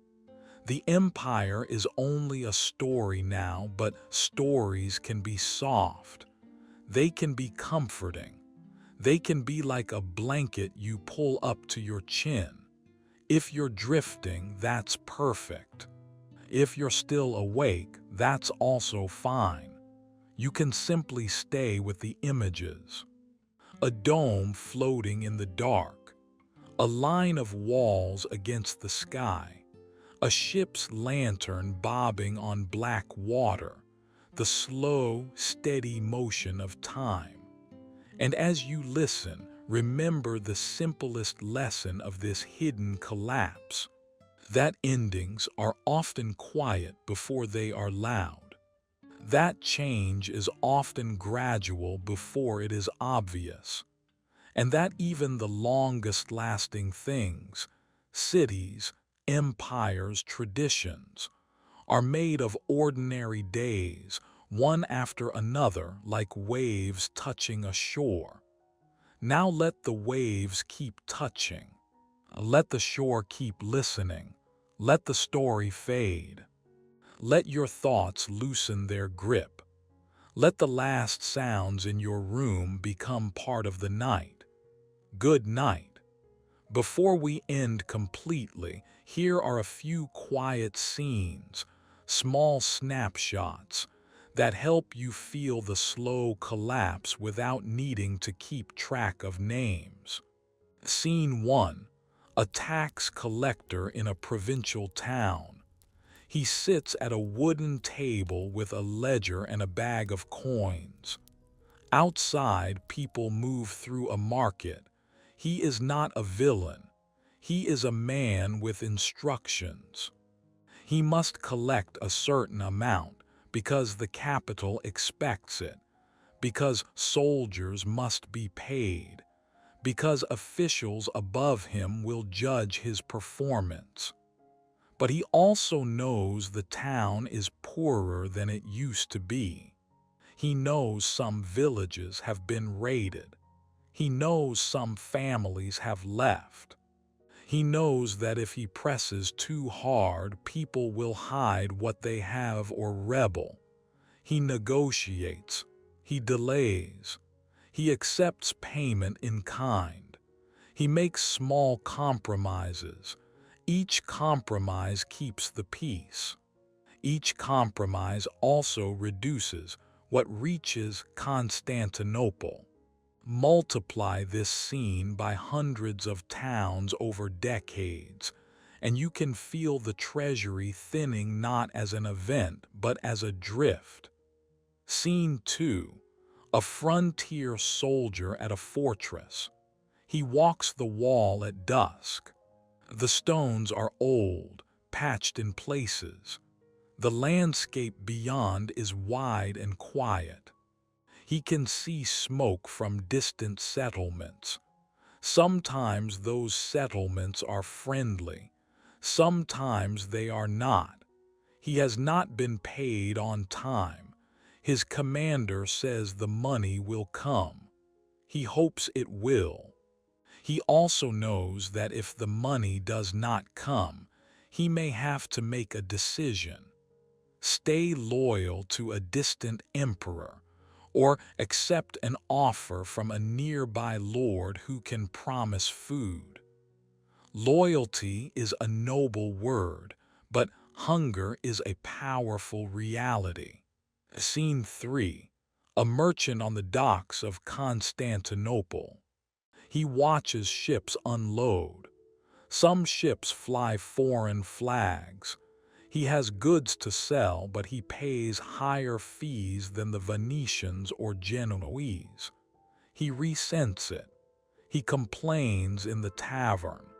He also knows that without those foreign ships, the city might have less grain, less timber, less metal. He is caught between pride and necessity. He lives inside the empire's compromises, feeling them in the price of rent and the cost of bread. Scene 4. A monk in a monastery outside the capital. He copies a manuscript by lamplight. He writes slowly, careful not to waste ink. Outside, the world is uncertain, but inside, the routine of prayer and copying continues. This is what endurance looks like. It is quiet. It does not announce itself. It keeps going even when borders change. When later generations speak of Byzantine influence, it is often because men like this kept the texts alive, letter by letter. Scene 5. A diplomat walking through the palace. He has a message to deliver to an envoy from Venice, or Genoa, or Serbia, or the Ottoman court. He carries gifts, perhaps cloth or silver, perhaps a title written on parchment. He smiles politely. He uses carefully chosen words. He knows that a good sentence can delay a war. He knows that a gift can buy a year. He also knows that each delay is purchased with something the empire can't easily spare. But he delivers the message anyway, because this is what the empire does now. It buys time. Scene 6. A family in a neighborhood of Constantinople in the 15th century. The parents remember stories of a larger empire. The children know only the city. They play near a church. They watch foreign soldiers in the streets, hired defenders. They hear about the Ottoman fortresses on the Bosporus. They do not fully understand the politics, but they understand anxiety in adult voices. At night, the parents tell stories about saints and emperors and miracles. The stories comfort the children. The stories also keep identity alive. Scene 7. A craftsman repairing the walls during a siege. He carries stones and earth in a basket. His hands are scraped. He is exhausted. He does not think about the history books. He thinks about making it through the night. He thinks about the next impact of a cannon. He thinks about his family. In that moment, the empire is not an abstract thing. The empire is the wall he is repairing. The empire is the breath in his chest. These scenes are not the whole story, but they show you the texture of decline. They show you that collapse is not only the work of conquerors. It is also the accumulation of delayed payments, negotiated compromises, shifting loyalties, and daily endurance. If you want, you can let these scenes drift like lanterns on dark water. One lantern is a tax collector. One is a soldier. One is a merchant. One is a monk. One is a diplomat. One is a family. One is a craftsman. They float and the water moves and the city's lights reflect softly and time passes. And in that quiet passing, the hidden collapse happens, not as a sudden shout, but as a long, low murmur, like wind against stone. Now the lanterns drift farther away. The details soften. The night remains, and you can rest. And if there is one last thought to carry into sleep, let it be this. Byzantium did not fail because it was weak from the start. It lasted because it was resilient, because it was clever, because it knew how to bend without breaking. The tragedy is that bending became a way of life. The empire became so good at surviving the next crisis that it slowly lost the ability to rebuild a world where crises were less constant. So when you think of the hidden collapse, don't picture one catastrophic moment. Picture a candle that burns steadily for a long time. It lights rooms. It warms hands. It allows people to read and pray and work. And then, almost unnoticed, the candle becomes shorter. The flame is still there, still bright, still real. But the wax is less. The flame flickers more easily in the wind. And one night, after centuries of light, the candle goes out, not with a roar, but with a soft sigh. Good night. One more gentle image then. Imagine the city's great dome again, not in triumph, not in disaster, but in the quiet middle of history. Rain taps the tiles. The streets are slick. A few late footsteps echo under arches. In a small house, someone stirs a pot and listens to the rain. In a monastery, a candle burns low as a monk finishes a line of text. In a guard tower, a soldier watches the dark horizon and pulls his cloak tighter. None of them knows the date that will be written in textbooks. None of them knows the word Byzantine Empire as we say it now. They know only their city, their faith, their work, their family, their next meal, their next winter. And that is why the fall is hidden, because life is always lived in the present. Now let the rain keep tapping. Let the dome keep floating in the dark. Let the story dissolve into sleep. If you wake later and remember only fragments, that's perfect. History can be like a dream, a wall, a sea, a candle, a distant chant. Let those fragments be enough. The empire fades, but the night remains calm.